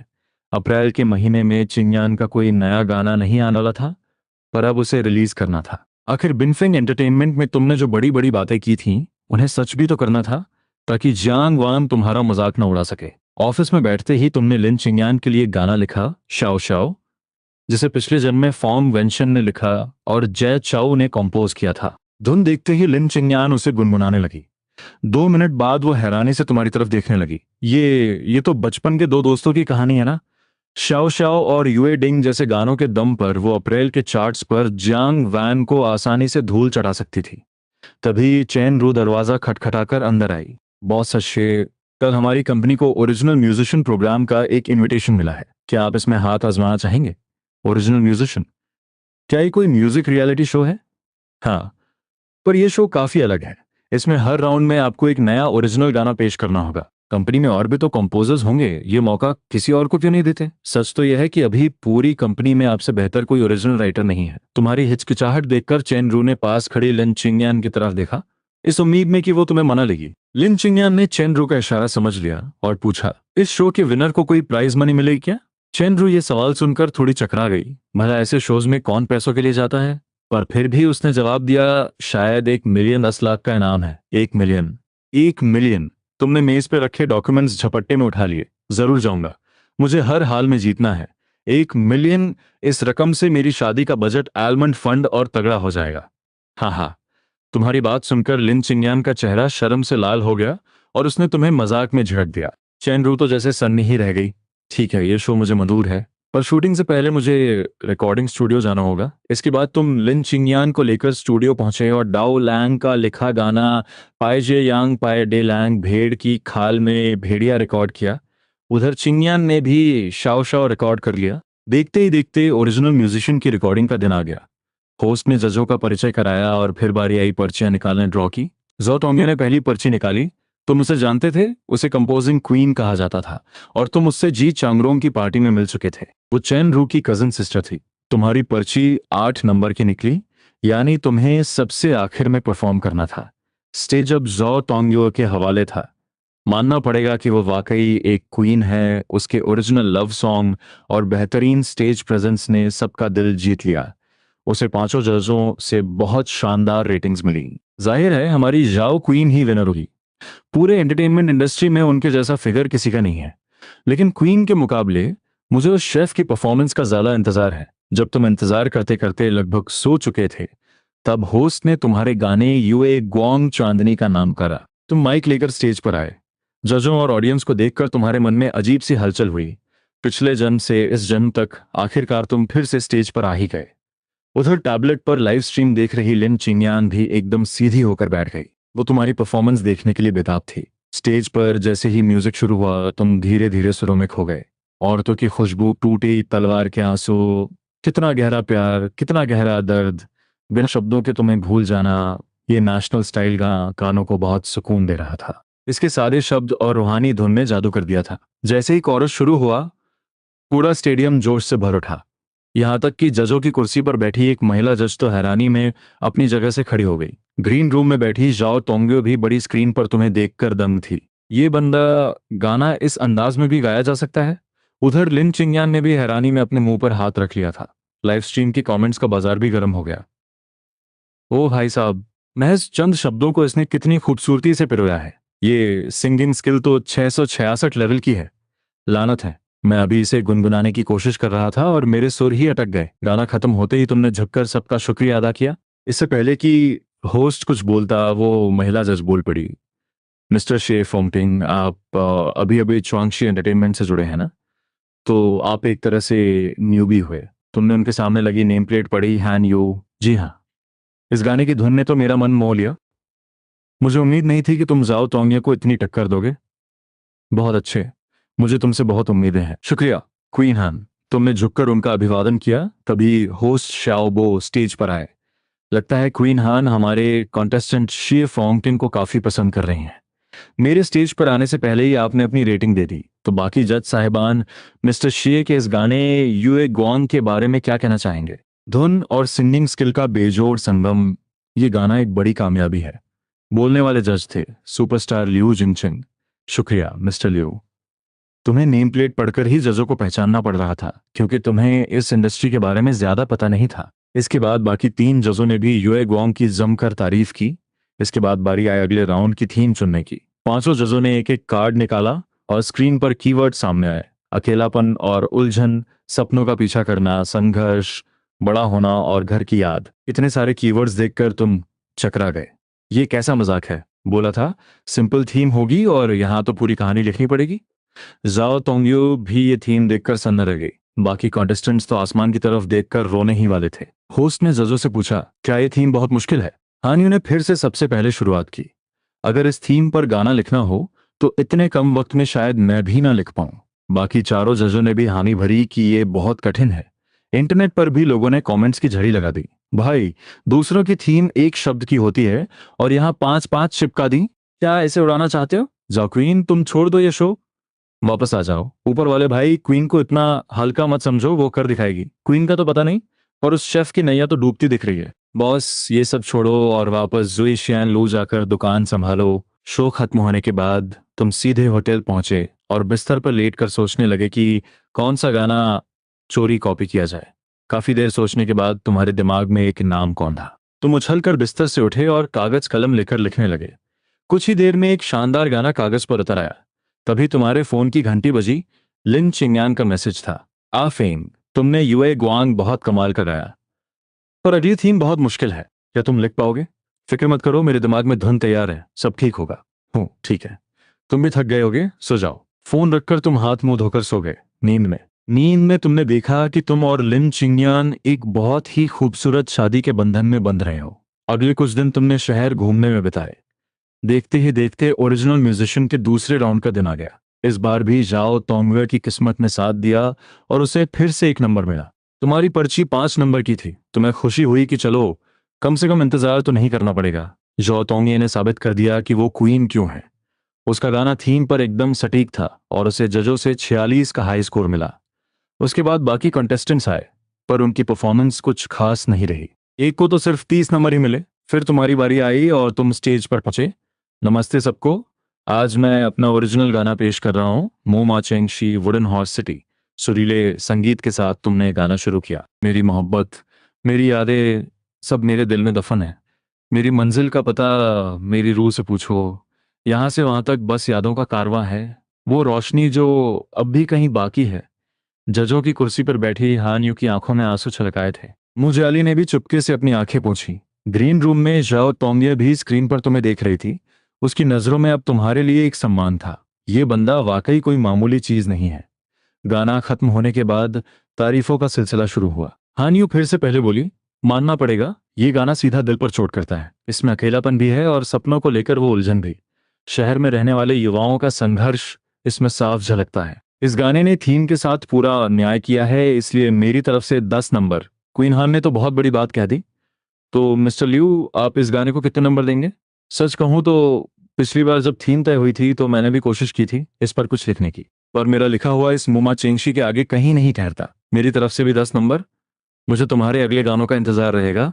बाकी जजों के स्कोर मिलाकर तुम्हें 48 नंबर मिले, जिससे तुम जाओ तोंगे को पीछे छोड़कर पहले नंबर पर आ गए। इंटरनेट पर भी धूम मच गई। भाई, इस गाने ने तो रुला ही दिया। बड़े शहर में संघर्ष करने वालों का दर्द इसमें बखूबी दिखाया गया है। मुझे लगा था जॉ क्वीन ही जीतेगी, पर यह शेफ तो छुपा रुस्तम निकला। अपार्टमेंट में बैठी लिन चिंगयान तुम्हारा हाई स्कोर देखकर खुशी से उछल पड़ी। उधर डायरेक्टर रूम में टाइमिंग बढ़ती हुई टीआरपी देखकर मुस्कुरा रहा था। ये शेफ एंकिंग तो वाकई हीरा है। परफॉर्मेंस के बाद तुम वापस ग्रीन रूम में पहुंचे। जाओ तोंगिया तुम्हें एक अलग ही नजरिया से देख रही थी। मुझे लगा था ये शो जीतना मेरे लिए आसान होगा, पर अब मुझे वाकई मेहनत करनी पड़ेगी। ये सुनकर तुम थोड़े झेप गए। क्वीन जाओ, ये आप क्या कह रही हैं? थोड़ा रहम कीजिए, मुझे वो 1 मिलियन जीतने दीजिए। जाओ तोंगिया ने तुम्हें प्यार से डांटा। तुम तो पक्के लालची हो। यहाँ लोग नाम कमाने और खुद को साबित करने आते हैं और तुम्हें बस उन पैसों की पड़ी है। आखिरी कंटेस्टेंट की परफॉर्मेंस के बाद स्क्रीन पर फाइनल स्कोर्स आए। रैंकिंग में सबसे नीचे वाले 2 लोग बाहर हो गए। फिर अगले राउंड की थीम सामने आई। पुनर्जन्म, रीइंकार्नेशन, जिद, वादा, उलझन और वक्त के पार जाना। इन कीवर्ड्स पर चर्चा के दौरान जाओ टोंगिया ने तुम्हें बॉस एक्सीए कहकर पुकारा, जिससे हान यू की जिज्ञासा जाग उठी। टोंगिया, तुम इसे बॉस क्यों बुला रही हो? क्या ये कोई प्रोफेशनल म्यूजिशियन नहीं है? इसके दोनों गाने इतने कमाल के थे और तुम कह रहे हो कि ये प्रोफेशनल नहीं है। तुम दोनों एक दूसरे को कैसे जानते हो? यहाँ तक कि मूस जाली ने भी दिलचस्पी दिखाई। सच तो यह है कि मैं एक शेफ हूँ और अपना एक रेस्टोरेंट चलाता हूँ। क्वीन जाओ से मेरी मुलाकात क्योटो के पोएट्री एसोसिएशन के अवार्ड फंक्शन में हुई थी। एक शेफ जो रेस्टोरेंट चलाता है और फिर पोएट्री एसोसिएशन का फंक्शन, ये सब क्या खिचड़ी है? हान यू तो जैसे चकरा ही गई। चलिए मैं बताती हूँ। जाओ टोंगवे ने बात संभाली। बॉस, ये मूल रूप से एक शेफ है, पर उन्होंने पोएट्री एसोसिएशन के एक ऑनलाइन कंपटीशन में अपनी कविता योंग यू भेजी थी और वो विनर रहे। वहीं हमारी मुलाकात हुई थी। उस वक्त चेनरू भी वहां मौजूद थी। चेनरू? ओ हाँ, वो तो मेरी कजिन है। वहां मौजूद हर कोई सन्न रह गया। हन्यू ने हैरानी से तुम्हारी तरफ देखा। तो तुम एक बावर्ची हो, एक रेस्टोरेंट के मालिक हो और साथ में एक कवि भी। एक रेस्टोरेंट का मालिक, एक कवि और साथ ही एक ओरिजिनल सिंगर। ये पहचान तो तुम्हारे गाय यूए ग्वांग की तरह ही ट्विस्ट से भरी है। तो साबित हो गया कि जो बावर्ची कविता नहीं लिख सकता वो एक अच्छा ओरिजिनल सिंगर नहीं हो सकता। होस्ट शाओबो ने जैसे एक लेजेंडरी कंक्लूजन दे दिया। हाँ हाँ हाँ, शेफ की असलियत सामने आ गई। भाई ये रेस्टोरेंट कहाँ है? मुझे वहाँ खाना खाने जाना है। मुझे शेफ का स्पेशल स्लॉट बुक करना है। इस तरह तुम्हारी पहचान उजागर होने के साथ ही एपिसोड खत्म हुआ। अगले दिन तुमने देखा कि तुम्हारे डोइन फॉलोअर्स 10 लाख पार कर चुके हैं। इंटरनेट पर तुम्हारे ही हॉट सर्चेस भरे पड़े थे। क्योटो सम्मेलन में पो जेनजी सुनाते हुए, चेन रू के कॉन्सर्ट में गाते हुए और जुशियन लू में हुआंग फे के लाइव स्ट्रीम वाला वीडियो। बाकी भी तो शेफ हैं, पर तुम इतने बेहतरीन क्यों हो? जो शेफ गाना नहीं लिख सकता वो अच्छा कवि नहीं हो सकता। शेफ बहुत प्रतिभाशाली है। लगता है इस बार जाओ टॉमियर का जीतना मुश्किल है। तुमने ये कमेंट्स पढ़ते हुए खुद से कहा, स्टार बनना भी एक मुसीबत है। तुमने स्क्रीन बंद की और अगले राउंड के गाने के बारे में सोचने लगे। कौन सा गाना सही रहेगा? काफी देर सोचने के बाद तुम बिस्तर से उठे और लिखना शुरू किया। अभी तुम्हारे दिमाग में बस यही गाना था जो वक्त के पार जाने क्रॉसिंग टाइम की थीम को बखूबी बयां कर सके। जैसे ही तुमने लिखना खत्म किया, दरवाजे पर दस्तक हुई। दरवाजा खोलते ही एक खूबसूरत सा साया सीधा तुम्हारी बाहों में गिरा। तुम थोड़े हैरान हुए। अपनी बाहों में लिपटी लिन चिंगयान को दुलारते हुए तुमने दरवाजे पर खड़ी चेन रू की तरफ देखा। तुम दोनों यहाँ कैसे? हम क्यों नहीं आ सकते? बॉस, शे सरप्राइज मिला या सदमा लगा? Surprise, surprise, surprise. तुमने लिन चिंगयान को बाहों से अलग किया और चेन रू को अंदर बुलाया। कमरे में आते ही चेन रू ने अपनी हाई हील्स उतारी और बिना किसी नखरे के सोफे पर पसर गई। क्यों बॉस है? इस बार की थीम के लिए कोई धुन तैयार हुई? तुमने जवाब देने के बजाय उसे हैरानी से घूरना शुरू किया। क्वीन चेन, आप और ये अवतार? मेरे इस अवतार को क्या हुआ? जो पूछा उसका जवाब दो। अगली थीम के लिए गाना तैयार है क्या? तुमने कुछ नहीं कहा, बस अपनी नोटबुक उसकी तरफ बढ़ा दी। चंद्रू ने उसे पढ़ा और सन्न रह गई। वो अब तक फिक्र कर रही थी कि शायद तुम्हारे पास कोई आइडिया ना हो, पर यहां तो कल थीम मिली और आज गाना तैयार। वाकई इंसान की तुलना की जाए तो जलन होना लाजमी है। नोटबुक पढ़कर लिन चीनियान भी दंग रह गई। उसकी नजरों में अजीब से जज्बात थे। जब से तुमने चेन रू के कॉन्सर्ट में वो ओरिजिनल गाना गाया था, उसे लगने लगा था कि वो तुम्हें पूरी तरह नहीं जानती। वैसे तुम दोनों अचानक यहाँ कैसे आ गई? शेफ साहब, आज 28 तारीख है। महीना खत्म होने वाला है। मई के महीने के नए गानों के लिए मेरे और चिंगन के पास अभी तक कोई स्टॉक नहीं है। क्यों बॉस, ये कोई माल सॉन्ग्स बचा है क्या? जल्दी से हम दोनों को एक एक गाना दे दो। उसकी नशीली आंखें और अंदाज ऐसा था कि किसी की भी जान ले ले। अगर यहाँ लिंचिंग यान न होती तो शायद ये क्वीन अपनी हुस्न ई चाल हनी ट्रैप चल देती। तुम चैन रू की बातों पर निशब्द हो गए। आपने इसे क्या बाजार की सब्जी समझा है कि जब चाहे एक एक उठा लिया? तुम सीधे आसमान पर ही क्यों नहीं उड़ जाते? ठीक है, पहले हमें एक एक गाना तो दे दो। इस बार तुम्हें सीरियस होना पड़ेगा। मैंने सुना है कि बिनफिंग एंटरटेनमेंट ने जियांग वान के लिए एक स्पेशल गाना तैयार करवाया है। ऐसी बात है? तुमने पहले ही जियांग वान को खुली चुनौती दी थी कि लिन चिंगयान उसे धूल चटा देगी। अगर ऐसा है तो चलिए मई के न्यू सॉन्ग चार्ट से ही इसकी शुरुआत करते हैं। तुमने कुछ पल सोचा, सोफे से नोटबुक उठाई और सीधे लिखना शुरू कर दिया। कुछ ही मिनटों में तुमने लिखा हुआ कागज लिन चिंगयान की तरफ बढ़ाया। इतनी जल्दी सोच लिया? उसने उलझन में नोटबुक ली। ओह, उसे पढ़ते ही लिन चिंगयान झूम उठी। ये गाना बहुत प्रेरणादायक, इंस्पिरेशनल है। मुझे बहुत पसंद आया। शुक्रिया आफंग। मुझसे शुक्रिया क्यों कह रही हो? जब मैं ही तुम्हारा हूं तो एक गाने की क्या बिसात। इतना कहकर तुमने उसके गाल पर एक प्यार भरा किस किया। लिन चिंगयान का चेहरा गर्दन तक लाल हो गया और उसने तुम्हें कसकर चुटकी काटी, जिससे तुम दर्द से करा उठे। जाओ जाओ, यहाँ प्यार मोहब्बत का तमाशा मत करो। अचानक इस डॉग फूड दूसरों का रोमांस को देखकर चेन रू ने अपनी आंखें घुमा ली। फिर उसने मुस्कुराते हुए कहा, और मेरा गाना सिर्फ अपनी मंगेतर के लिए ही लिखोगे क्या? मजबूर होकर तुमने नोटबुक वापस ली और फिर से लिखना शुरू किया। लिखना तो पड़ेगा ही, आखिर आगे चलकर वही तो लिन चिंगयन का ख्याल रखने वाली थी। कुछ ही मिनटों में तुमने नोटबुक चेन रू को थमा दी। उसने खुशी खुशी उसे पकड़ा और लिन चिंगयन के साथ पढ़ने लगी। हुशिन। कुछ पलों बाद उन दोनों के चेहरे पर फिर से वही हैरानी थी। मुझे लगा था तुम्हारे टैलेंट की कोई सीमा होगी, पर मैं गलत थी। तुम्हारी काबिलियत का कोई अंत ही नहीं है। ये आज का तीसरा गाना है ना? शायद बाकी चीजों में मैं इतना माहिर ना हूं, पर जहां तक गाना लिखने की बात है, आज की इंडस्ट्री में शायद ही कोई मेरा मुकाबला कर सके। लिन चिंगयान और चेनरू ने एक साथ तुम्हें एक प्यारी डांट वाली नजर दी। वक्त गुजरता गया और ओरिजिनल म्यूजिशियन का तीसरा एपिसोड आ गया। इस बार चेनरू और लिन चिंगयान भी ऑडियंस में मौजूद थी।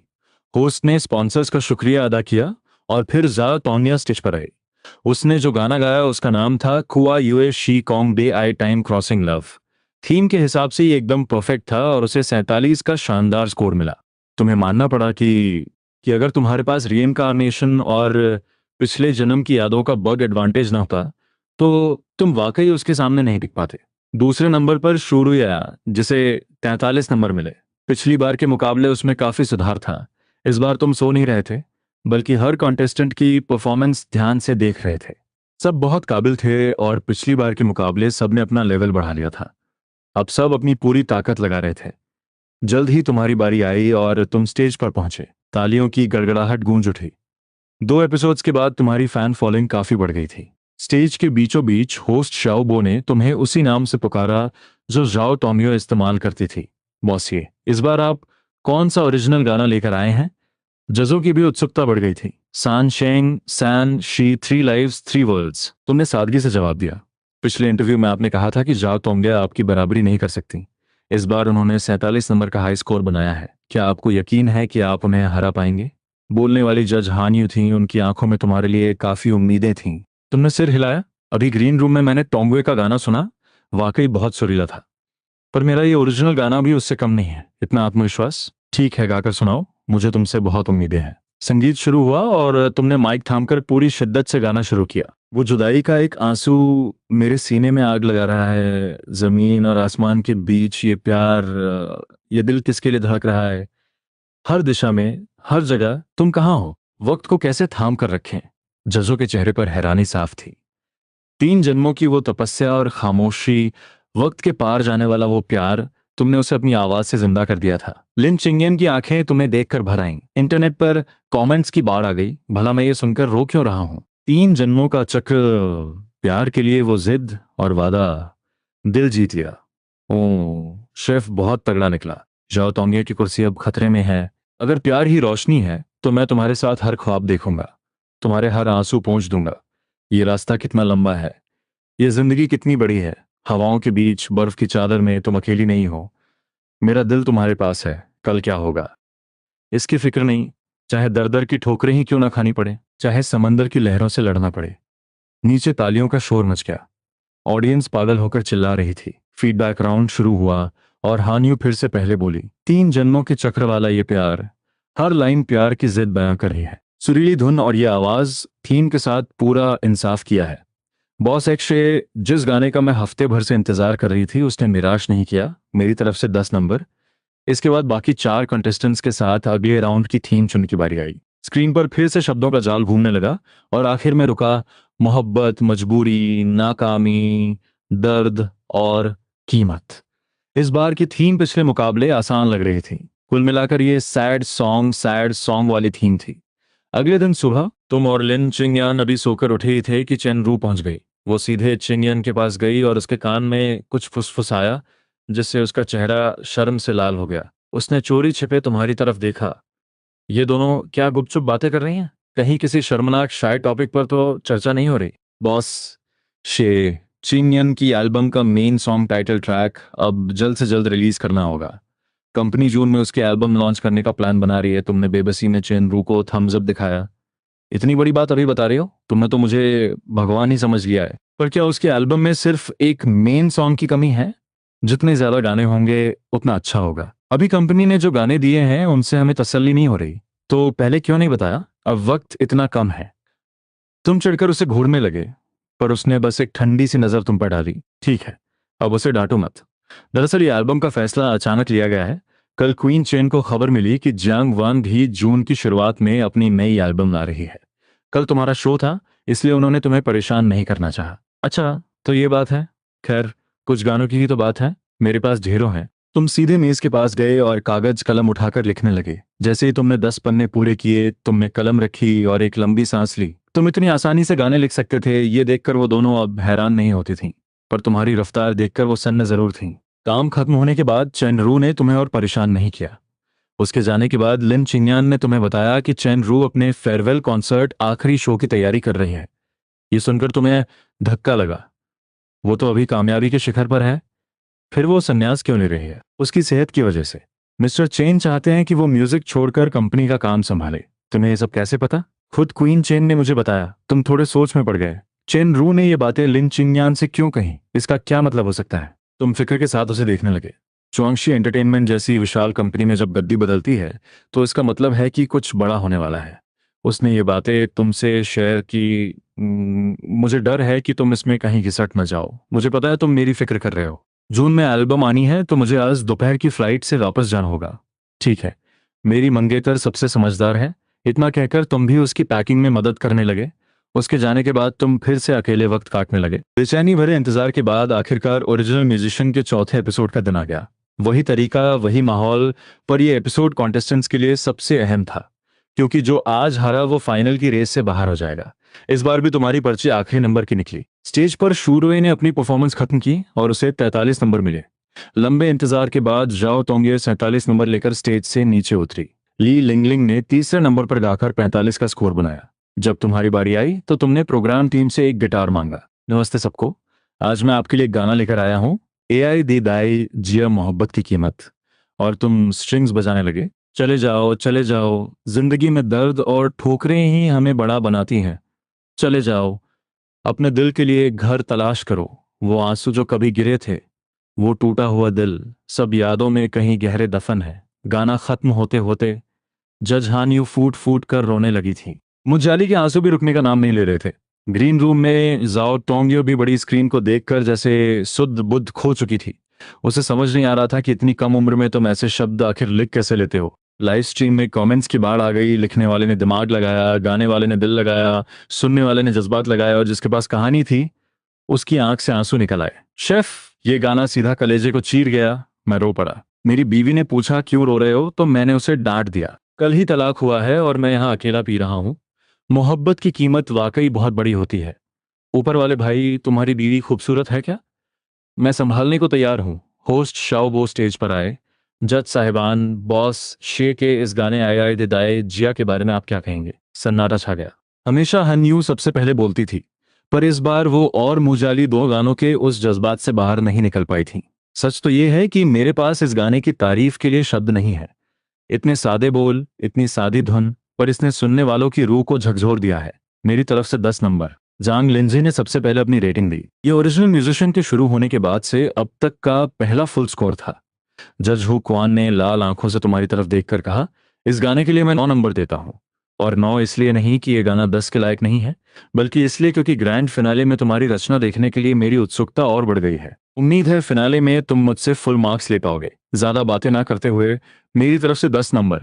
इससे पहले कि होस्ट कुछ बोल पाता, ल्यू जिंगचन बीच में ही बोल पड़े, मैं भी 10 नंबर देता हूं। ऐसी गहराई वाले शब्द सिर्फ वही लिख सकता है जिसने दर्द देखा हो। सच कहूं तो फिलहाल मेरी लव लाइफ बहुत खुशहाल है। मैं जिसे चाहता हूं वो मेरी गर्लफ्रेंड भी मुझसे बहुत प्यार करती है। ये गाना मैंने सिर्फ अपनी कल्पना, इमेजिनेशन से लिखा है। अपनी कल्पना से इतना गहरा और दिल छू लेने वाला गाना लिख देना, क्या यही जीनियस होना है? पर फैंस का ध्यान तो हमेशा गॉसिप पर ही रहता है। पकड़े गए। शेफ सिर्फ अपनी कहानी नहीं बता रहे थे, बल्कि उन्होंने बातों बातों में हम सबको डॉग फूड रोमांस खिला दिया है। अभी तो शेफ को पसंद करना शुरू किया था और उन्होंने ये बॉम्ब फोड़ दिया। मेरा दिल फिर से टूट गया 108वीं बार। ग्रीन रूम में तुम्हारी बात सुनकर जाओ तोमियो जैसे कहीं खो गई तो उसकी पहले से ही गर्लफ्रेंड है। उसके चेहरे पर एक हल्की सी मुस्कान आई जिसमें एक सुकून था। वहीं दूसरी तरफ चैन रू मायूसी से स्क्रीन को देख रही थी। न जाने उसके दिल में क्या चल रहा था। स्टेज पर मुंह जाली की खामोशी के बाद हन्यू ने अपने आंसू पोंछे। माफ कीजिएगा, जज्बात बेकाबू हो गए थे। आइदे दाई जिया ने वाकई मेरा दिल तोड़ दिया। आप सब जानते हैं कि मेरी शादीशुदा जिंदगी कुछ खास अच्छी नहीं रही, इसलिए बॉस शीए का ये गाना मेरे लिए 10 में से 10 के काबिल है। हन्यू की रेटिंग के साथ ही तुम्हें 49 का स्कोर मिला और तुमने एक बार फिर जाओ टोंगियो को पीछे छोड़ दिया। तुम ओरिजिनल म्यूजिशियन के चौथे एपिसोड के विनर बने। अब तुम और जाओ टोंगियो फिनाले 6th एपिसोड में आमने सामने होंगे, जबकि शूरवे और ली लिंगलिंग बाहर हो गए। वो दोनों अगले एपिसोड में तीसरे स्थान, 3rd प्लेस के लिए भिड़ेंगे। इस बार कोई कीवर्ड नहीं चुना गया। प्रोग्राम टीम के मुताबिक फिनाले में कॉन्टेस्टेंट्स को अपने सबसे मजबूत क्षेत्र स्ट्रेंथ में परफॉर्म करना चाहिए। शो खत्म होने के बाद तुम होटल जाकर सो गए। अगली सुबह दरवाजे पर दस्तक हुई। डायरेक्टर टैंग, जाली दीदी, आप लोग यहाँ कैसे? तुमने उन्हें अंदर बुलाया। आज मैं और जाली आपसे एक मदद मांगने आया है। अगला एपिसोड 3rd प्लेस के लिए है, जिसमें बॉस शे की जरूरत नहीं थी, पर प्रोग्राम टीम चाहती है कि आप उस एपिसोड में जियाली के साथ मिलकर एक गाना गाएं। अच्छा, तो आप चाहते हैं कि मैं और जाली दीदी एक डुएट परफॉर्म करें? हाँ, जहां तक गाने की बात है, आप खुद फैसला कर सकते हैं। बॉस है, क्यों ना अपन कुछ दिनों में एक नया गाना लिख दें और हम साथ गाएं। मुजाली की आंखों में उम्मीद साफ दिख रही थी। नया गाना, ठीक है। एक लेजेंडरी क्वीन के साथ काम करना अच्छा मौका है, पर विनर की प्राइज मनी बढ़कर 1.5 मिलियन 15 लाख होनी चाहिए। क्या कहते हैं? तुमने मजाक में अपने हाथ मले। डायरेक्टर टैंग दंग रह गए। क्या तुम यहाँ सिर्फ पैसों के लिए आए हो? क्या तुम्हें इतना यकीन है कि तुम फिनाले जीत जाओगे? खैर, मंजूर है, क्योंकि तुम चलते फिरते टीआरपी वॉकिंग ट्रैफिक हो। पर एक शर्त है, फिनाले में तुम्हें अपने साथ एक गेस्ट आर्टिस्ट को बुलाना होगा और उसके साथ अपना एक ओरिजिनल गाना गाना होगा। फिनाले में तुम्हें किसी को साथ लाना होगा। मुंह तुम्हें और डायरेक्टर को ऐसे मोल भाव करते देख हैरान थी। ठीक है, मुझे मंजूर है। 2 गानों की ही तो बात है, दिमाग में ढेरों भरे हैं। जहां तक गेस्ट की बात है, मैं लिन चिंगयान को बुला लूंगा। उन्हें विदा करने के बाद तुमने नेट ईज पर मुजाली के पुराने गाने सुने ताकि उनकी आवाज का अंदाजा हो सके। उनकी वॉइस सुनते ही तुम्हारे दिमाग में एक आइडिया आया, वही गाना सही रहेगा। पिछले जन्म में उस आर्टिस्ट और उसकी असिस्टेंट ने इस गाने को क्या खूब निभाया था। वो जाली दीदी की आवाज टेक्सचर पर एकदम सटीक बैठेगा। सोशल मीडिया पर कमेंट्स की बाढ़ आई थी। तुम्हारी नज़र लो शिवजुआन नाम की एक फैन के मैसेज पर पड़ी। उसने लिखा था कि उसका बिजनेस डूब चुका है और वो जिंदगी के सबसे बुरे दौर में है। घर वाले समझते नहीं, रिश्तेदार ताने मार रहे हैं। मन करता है सब खत्म कर दूं। काश आप मेरे लिए कोई ऐसा गाना लिख सकें जो मुझे इस अंधेरे से बाहर निकलने की हिम्मत दे। ये पढ़कर तुम्हारा मन भारी हो गया। तुमने फोन बंद किया, कुछ देर सोचा और सीधे स्टूडियो की तरफ निकल गए। आधे दिन की मेहनत के बाद तुम होटल लौटे और फौरन एक वीबो पोस्ट डाला। जिंदगी में ठोकरें सबको लगती हैं, हकीकत हम सबसे सवाल पूछती है। क्या आपको याद है तब आपका जवाब क्या था? शायद वो जवाब निराशा से भरा हो, पर कोई बात नहीं। बस हिम्मत मत हारिए, हम अंधेरे को चीरकर रोशनी तक जरूर पहुंचेंगे। ये गाना नीडी दा एंड योर आंसर मेरी फैन मिस लियो के लिए और उन सब के लिए जो जिंदगी में भटक गए हैं। पोस्ट के साथ तुमने गाने का वीडियो भी अटैच किया। देखते ही देखते फैंस के कमेंट्स और रिपोस्ट्स की झड़ी लग गई। यही तो हमारे बॉस एक्सी हैं, फैंस के लिए कुछ भी। सलाम। गाना बहुत प्रेरणादायक है, मैं रो पड़ा। शुक्रिया शेफ, हम हिम्मत नहीं हारेंगे। भटके हुए लोगों के लिए ये एक मरहम जैसा था। तुम देख रहे थे कि ये पोस्ट हॉट सर्च बन चुका है। अपनी एक छोटी सी झुग्गी में बैठी लो शुजवान ने तुम्हारा वीडियो देखा। गाना सुनकर वो अपने मुंह पर हाथ रखकर फूट फूट कर रोने लगी। शुक्रिया शेफ, मैं जरूर खुद को संभालूंगी और अपनी खुशियों की रोशनी को दोबारा हासिल करूंगी। जैसे ही उसका कमेंट आया, हजारों फैंस ने उसे सपोर्ट किया और दुआएं दी। अगले पूरे दिन तुमने मुजाली के साथ नए गाने की प्रैक्टिस की। उनकी वो सुरीली और रेशमी आवाज किसी का भी दिल जीत सकती थी। वाकई लेजेंडरी क्वीन का खिताब ऐसे ही नहीं मिला। इंतजार खत्म हुआ और ओरिजिनल म्यूजिशियन के अगले एपिसोड का दिन आ गया। होस्ट ने स्पॉन्सर्स का शुक्रिया अदा किया और लाइव स्ट्रीम शुरू हुई। सबसे पहले जाओ तोंगयू और लिू जिंगचंग आए। उन्होंने एक बहुत ही प्यारा और संस्कारी लव सॉन्ग पेश किया, जिसे खूब तालियों ली। मानना पड़ेगा कि जाओ तोंगये वाकई काबिल है और सुपरस्टार लिू जिंगचंग की सिंगिंग तो मखमल जैसी स्मूथ थी। उनकी परफॉर्मेंस के बाद तुम गिटार लेकर मुजाली के साथ स्टेज पर आए। नमस्ते सबको, आज हम आपके लिए लेकर आए हैं बावांग बीजी द फेयरवेल माई कॉन्क्यूबाइन। और इस गाने में एक छोटा सा सरप्राइज भी है। जैसे ही तुमने अपनी बात खत्म की, मुजाली ने मुस्कुराते हुए हामी भरी। संगीत शुरू हुआ और गिटार की धुनों के साथ तुम्हारी आवाज गूंजी। मेरे कमरे में वक्त जैसे ठहर गया है, ये जिंदगी तुम्हें समर्पित, मेरा बाकी वक्त भी तुम्हारा। क्या तुम फिर से आओगे? महाराज, मैं साये की तरह आपके साथ रहूंगी। इस जन्म में कोई पछतावा नहीं। उस ऐतिहासिक और भावुक कहानी को तुमने स्टेज पर जिंदा कर दिया था। ग्रीन रूम में बैठी जाओ तोंगयो तुम्हें देखकर फिर से सोच में पड़ गई। क्या इसके टैलेंट का कोई अंत नहीं है? उधर शंघाई में लिन चिंगयान लाइव स्ट्रीम देख रही थी। उसके चेहरे पर एक प्यारी सी मुस्कान थी। अगला एपिसोड तो मेरे और इसके साथ होगा। ये मेरे लिए कैसा गाना लिखेगा? वो मीठे ख्वाबों में खो गई। शंघाई में ही बैठी चैन रू भी तुम्हें देख रही थी और मन ही मन मुंह जाली से जलन महसूस कर रही थी। काश शेफ इंगटिंग के साथ गाने वाली में होती। बैकस्टेज में डायरेक्टर तांग मिंग भी दंग थे। तुम्हारी शियांग ओपियाटिक स्टाइल गायकी ने उन्हें निशब्द कर दिया था। मेरी नजर कभी गलत नहीं होती। बॉस एशिया की काबिलियत की कोई सीमा नहीं है। उधर इंटरनेट पर तो जैसे धमाका ही हो गया। क्या सुना मैंने? Operatic style एक्शियान। शेफ का दिमाग किस चीज का बना है? उसने क्लासिकल ओपेरा को मॉडर्न पॉप के साथ जोड़ दिया। ये तो चाइनीज म्यूजिक का एक नया दौर, न्यू ट्रेंड है। Boss Asia 666। लाल रंग की वो जिंदगी किसके लिए जब मोहब्बत धड़कन बन जाए, मेरा कसूर नहीं। मेरी अपनी बावांग बीजी गाना तुम दोनों की सुरीली जुगलबंदी के साथ खत्म हुआ। पूरे हॉल में तालियों की गड़गड़ाहट गूंज उठी। होस्ट शाओ बो भागते हुए स्टेज पर आए। बॉस शे, आपके दिमाग में ये ख्याल कैसे आया कि क्लासिकल ओपेरा को पॉप म्यूजिक के साथ जोड़ा जाए? ये सुनकर तुम्हें थोड़ी झेप महसूस हुई। तुम्हें डर था कि कोई ऐसा सवाल जरूर पूछेगा। तुम मन ही मन बोले, ख्याल क्या आएगा भाई, मैंने तो बस पिछले जन्म के आर्टिस्ट को कॉपी किया है। मैं तो बस एक चुनाव कॉपी पेस्ट आर्टिस्ट हूँ। पर बाहर तुमने बड़ी शालीनता से जवाब दिया, क्योंकि मुझे लगता है कि कला आर्ट की कोई सीमा नहीं होती। क्लासिकल ओपेरा हमारी संस्कृति का गौरव है, पर आज के दौर में शायद वो युवाओं को उतना नहीं लुभाता। इसलिए मैंने सोचा कि क्यों ना इसे पॉप म्यूजिक के साथ मिलाकर एक नए अंदाज में पेश किया जाए, ताकि हमारी विरासत जिंदा रहे। ये बस एक छोटी सी कोशिश थी। इससे पहले कि होस्ट कुछ कहता, हाँ न्यू बीच में ही बोल पड़ी, तो इसका मतलब है कि आप आगे भी इस स्टाइल में गाने बनाएंगे? जी हाँ, ये तो बस एक शुरुआत थी। इसमें श्याम की सिर्फ एक दो लाइनें थी। आगे मैं ऐसे गाने बनाने की कोशिश करूंगा जहां ओपेरा का हिस्सा ज्यादा हो। ये सुनते ही हानियों की आंखें चमक उठी। क्या तुम मेरे लिए ऐसा एक गाना लिख सकते हो? मैंने ओपेरा सीखा है। मैं जियाली से भी बेहतर परफॉर्म कर सकती हूँ। और हाँ, कॉपीराइट की जो भी कीमत होगी मैं चुकाने को तैयार हूँ। मुजाली ने मजाक में हानियों को आंखें दिखाई, रोल आइज, जिसे कैमरे ने बड़ी बारीकी से कैद कर लिया। ओ भाई, क्या मैंने सही देखा? जाली दीदी ने आंखें तरेरी।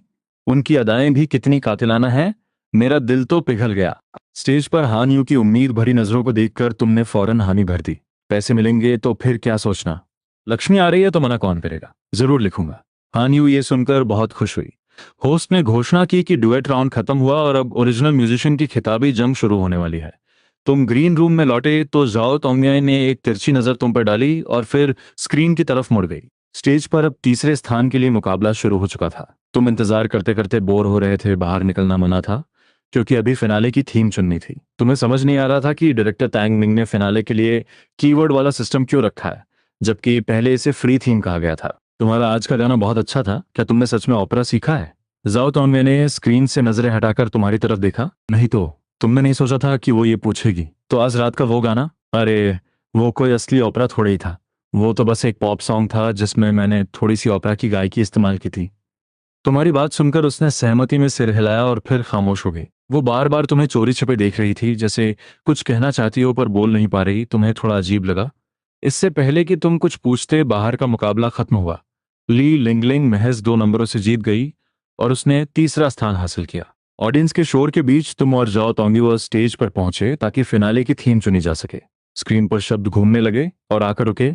याद, मोहब्बत, दीवानगी, अफसोस और बयां करना। शब्द देखकर तुम दंग रह गए। इनका जवाब तो एकदम साफ था। अगला मुकाबला तुम्हारी मंजिल था। शो खत्म हुआ और तुम बाहर निकले तो जाओ टोंगे पीछे से भागती हुई आई। बॉस, जरा रुकिए। तुम उलझन में मुड़े। अभी तो ग्रीन रूम में भाव नहीं दे रही थी।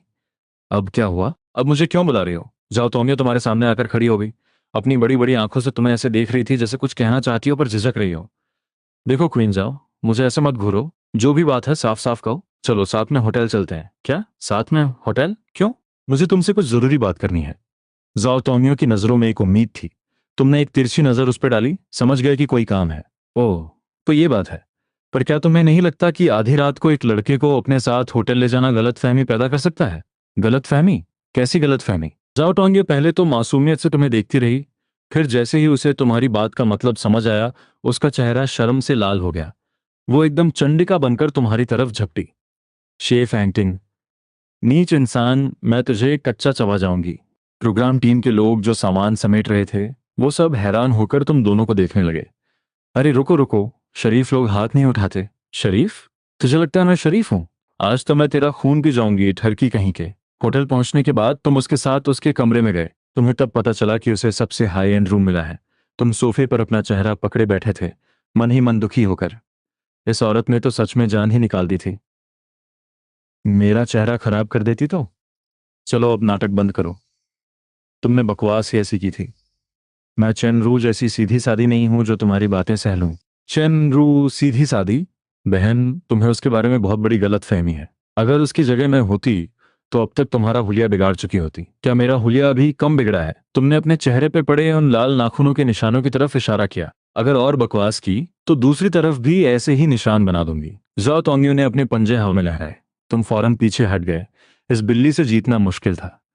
आखिर तुमने भी उसे इसलिए मारने दिया क्योंकि तुम उसका लिहाज कर रहे थे, वरना तुम्हारी बराबरी करना उसके बस की बात नहीं थी। खैर, अब बताओ कि असली मुद्दा क्या है? क्यों बुलाया मुझे यहाँ? तुम अब भी उलझन में थे कि आखिर ये चाहती क्या है। ये मेरे पापा की वजह से है। वो हुआ गो ओपेरा एसोसिएशन चीन शास्त्रीय संगीत संघ के सदस्य हैं। आजकल के युवाओं को क्लासिकल ओपेरा बिल्कुल पसंद नहीं आता। वो हमेशा से इस सूरत हाल को बदलना चाहते थे ताकि हमारी विरासत फिर से लोगों की पसंद बन सके। इसलिए मैं चाहती हूँ कि तुम मेरे पापा की मदद करो। क्या तुम कोई ऐसा एक्साई क्यांग ओपेरा स्टाइल गाना लिख सकते हो जो बहुत पॉपुलर हो जाए, ताकि लोग फिर से इस कला की तरफ खींचे चले आए। तुम्हें मानना पड़ा कि जाओ तोंगयुओ की सोच बहुत मासूम है। देखो क्वीन जाओ, एक सुरीला गाना कुछ वक्त के लिए लोगों का ध्यान खींच सकता है, पर वो सिर्फ थोड़े समय के लिए होगा। आज की दुनिया, ये वेस्टर्न कल्चर और बदलता फैशन, ये सब इशारा करते हैं कि ट्रेडिशनल ओपेरा अब गुजरे जमाने की बात होती जा रही है। आज सिर्फ बूढ़े लोग ही इसे सुनते हैं। युवाओं के लिए ये स्टाइल और इसकी सोच अब पुरानी पड़ चुकी है। एक गाना इस हकीकत को नहीं बदल सकता। ओपेरा का ये पतन वक्त का तकाजा है, इसे रोकना नामुमकिन है। जाओ तोंगे तुम्हारी बात से सहमत थी, पर अपने पिता की जिद और उनकी मेहनत देखकर वो हार नहीं मानना चाहती थी। सही है गलत, पर एक बार कोशिश करने में क्या बुराई है। बस मेरे पापा के लिए एक नया रास्ता दिखाने के लिए एक गाना लिख दो प्लीज। जाओ तोंगियो तुम्हारे करीब आई और बड़े ही प्यार से पाउट करते हुए तुम्हारा हाथ पकड़कर मिन्नतें करने लगी। तुम्हारी आंखें फटी की फटी रह गईं। तुम्हें यकीन नहीं हो रहा था? क्या ये वही गुस्सैल जाओ तोंगियो है जिसे मैं जानता हूं? ओए, क्या घूर रहे हो? कुछ नहीं, बस इस मासूम अवतार के पीछे के खतरे को देख रहा हूं। चेहरे की जलन अभी तक गई नहीं है। तो बताओ, लिखोगे या नहीं? जाओ तोंगियो ने तुम्हें फिर से एक खतरनाक नजर से देखा। लिखूंगा, पक्का लिखूंगा। उसकी नजरों का खौफ देखकर तुमने फौरन हामी भर दी। वैसे भी हानियों को भी एक गाना देना ही था, तो दोनों का काम साथ में हो जाएगा। ओपेरा की बात आते ही तुम्हारे दिमाग में सबसे पहले वही देशभक्ति और वीरता वाला गाना आया। ये वादा तुमने खुद किया है, मैंने कोई जबरदस्ती नहीं की। ठीक है, अब तुम जा सकते हो। बड़ी रानी बेनगोंग को विश्राम करना है। तुम माथा पकड़ कर रह गए। ये औरत वाकई गिरगिट की तरह रंग बदलती है। अभी बड़ी रानी बनकर हुक्म चला रही है। खैर, तुमने उस पर यकीन कर लिया। थर्ड प्लेस वाले मुकाबले में 52 बीएच के धमाके के बाद वक्त तेजी से गुजरा और आखिरकार ग्रैंड फिनाले का दिन आ गया। तुम्हारी बेताबी के बीच लिन चिंगयान आखिरकार पहुंच ही गई। तुमने फिनाले में गाए जाने वाले ड्यूएट का कागज उसे थमा दिया। उसे पढ़ने के बाद वो तुम्हें बड़ी अजीब नजरों से देखने लगी। अरे, तुम्हारे पास तो डिंपल डिंपल भी नहीं है। फिर ये ख्याल कैसे आया? तुमने अपने दिमाग की तरफ इशारा किया। मैंने कल्पना कर ली कि मेरे पास हैं। हाँ हाँ, जब लिन चिंगयान साथ होती थी तो वक्त का पता ही नहीं चलता था। शो शुरू होने वाले दिन तुम दोनों एक दूसरे का हाथ थामे ग्रीन रूम में घुसे। तुम्हें देखकर वहां पहले से मौजूद जा तोंगिए के होश उड़ गए। पर तुम्हें भी कम धक्का नहीं लगा जब तुमने उसके साथ क्वीन चैन रू को खड़ा देखा। लिन चिंगयान की आंखें भी फटी की फटी रह गईं। अरे, अब इतना हैरान होने की जरूरत नहीं है। मैं जाओ तोंगिया की गेस्ट आर्टिस्ट हूं। फिर चेन रू ने मुड़कर जाओ तोंगिया की तरफ देखा। और तुम भी इन्हें ऐसे मत देखो, ये दोनों बचपन के दोस्त हैं। बॉस ये ने हमारी कंपनी सिर्फ इस लिन चिंगयान की वजह से ज्वाइन की है। ये सुनकर जाओ टोंगिया सन्न रह गई। बचपन के दोस्त? चेन रू के मन में भी अजीब सी हलचल थी। वो थोड़ी उदास दिख रही थी। तुम्हें भी यकीन नहीं हो रहा था? माना कि ये दोनों ममेरी चचेरी बहनें हैं, पर ये तो हमेशा लड़ती रहती थी। फिर चेन रू इसकी गेस्ट कैसे बन गई? कहीं ये स्टेज पर ही न लड़ पड़े। लिन चिंगयान ने चेन रू का हाथ पकड़ा। रू दीदी, आप मेरे साथ क्यों नहीं आई, ताकि तुम दोनों के इस कीमती वक्त में खलल न पड़े। और वो जाओ नंबर 2, अब ये हैरानी छोड़ और अपनी परफॉर्मेंस पर ध्यान दे, वरना स्टेज पर रायता फैल जाएगा। आपने मुझे क्या बुलाया? जाओ नंबर 2। हर बार सेकंड आती है तो यही नाम सूट होता है ना? चेन रू, आज तो मैं तेरा खून पी जाऊंगी। जो तोंगिए किसी घायल बिल्ली की तरह उस पर झपटी। चेन रू भी कहाँ कम थी। उसने भी जवाबी हमला किया और दोनों सोफे पर ही एक दूसरे की धुनाई करने लगी। तुम ये नजारा देखकर बस अपना सिर पकड़ कर रह गए। वाकई चेन रू और जाओ तोंगियो के मिलने का यही असली तरीका है। शुक्र है कि ग्रीन रूम में कोई कैमरा नहीं था, वरना इन दोनों क्वींस की ये हरकतें देखकर इनके ढेरों फैंस बढ़ जाते। लिन चिंगयान तो जैसे बुद्ध बनकर खड़ी थी। उसे अपनी आंखों पर यकीन नहीं हो रहा था। मैडम, आप दोनों का मुकाबला शुरू होने वाला है, क्या ऐसे ही जाओगी? तुमने घड़ी की तरफ इशारा किया। तुम्हारी आवाज सुनकर दोनों रुकी, एक दूसरे को देखा और फिर उन्हें याद आया कि वो यहाँ शो के लिए आई हैं। उन्होंने फौरन अपना मेकअप ठीक करना शुरू किया। उनके तैयार होते ही शो शुरू हुआ। फिनाले में गेस्ट आर्टिस्ट आने वाले हैं, ये बात दर्शकों को पहले से पता थी, पर पोस्टर में उनके चेहरे छुपाए गए थे। मानना पड़ेगा कि डायरेक्टर टैंग मिंग सस्पेंस बनाना बखूबी जानते हैं। होस्ट शाओबो ने स्पॉन्सर्स का शुक्रिया अदा किया और फिर चेन रू और जाओ तोंगियो ने स्टेज पर कदम रखा। पूरा स्टेडियम क्वीन चेन के नारों से गूंज उठा। लाइव स्ट्रीम में भी कमेंट्स की बाढ़ आ गई। चेन रू और जाओ ये एक साथ, ये तो सोचा ही नहीं था, पर मजा आ गया। ये स्टेज पे लड़ेंगी तो नहीं? अरे वो फेक फैन, ये भले ही लड़ती रहें, पर जरूरत पड़ने पर एक दूसरे की ढाल बन जाती हैं। यही असली दोस्ती है। स्टेज पर दोनों ने एक नया पॉप सॉन्ग गाया जो जाओ तोंगे ने लिखा था। गाना वाकई सुरीला था और लोगों को बहुत पसंद आया। उनके बाद तुम और लिन चिंगयान हाथ थामे स्टेज पर आए। जैसे ही चिंगयान की झलक दिखी, तालियों का शोर सातवें आसमान पर पहुंच गया। शेफ की गेस्ट आर्टिस्ट तो लिन चिंगयान निकली। पहले ही समझ जाना चाहिए था। धत तेरी की, आजकल चिंगयान के सारे गाने यही शेफ लिख रहा है। पक्का इसकी नीयत खराब है। मेरा दिल टूट गया। मुझे लगता है मैंने अपनी मंगेतर को खो दिया है। अबे वो सोकर उठा है क्या? चिंगम मेरी है शेफ। बाहर आज फैसला होकर रहेगा। जजों की कुर्सी पर बैठी हन यू तुम दोनों को बड़ी जिज्ञासा से देख रही थी। आप दोनों कौन सा गाना पेश करने वाले हैं? इस गाने का नाम है शाओ जियो वो लिटिल डिम्पल। संगीत की धुन के साथ तुम्हारी आवाज गूंजी। वो मुस्कुराहट, एक छोटा सा डिम्पल। कोई है जो मेरे लिए दुआ करता है, मेरी फिक्र करता है, मुझ पर गुस्सा करता है, पर सिर्फ मेरा है। स्टेज के पीछे से चेनरू और जाओ तोंगे तुम दोनों को देख रही थी। उनकी आंखों में थोड़ी जलन और थोड़ी तारीफ साफ दिख रही थी। डायरेक्टर टैंग मिंग तो लाइव स्ट्रीम का डेटा देखकर ऐसे मुस्कुरा रहे थे जैसे कोई खिला हुआ फूल। मुझे याद है पिछले एपिसोड में शेफ ने कहा था कि उनकी एक गर्लफ्रेंड है। मुझे कुछ ठीक नहीं लग रहा। अबे चुप, चिन्यान मेरी है। पर स्टेज पर इन दोनों की केमिस्ट्री तो देखो। प्यार बरस रहा है। मैं तो इनकी जोड़ी सीपी का फैन बन गया हूँ। वक्त को थोड़ा थम जाने दो। आखिरकार मुझे वो दिल मिल गया जो मेरी धड़कन से मिलता है। एक उम्र का साथ, मैं तुम्हें हमेशा चाहूंगा, बुढ़ापे तक साथ निभाऊंगा। लिन चिंगन का हाथ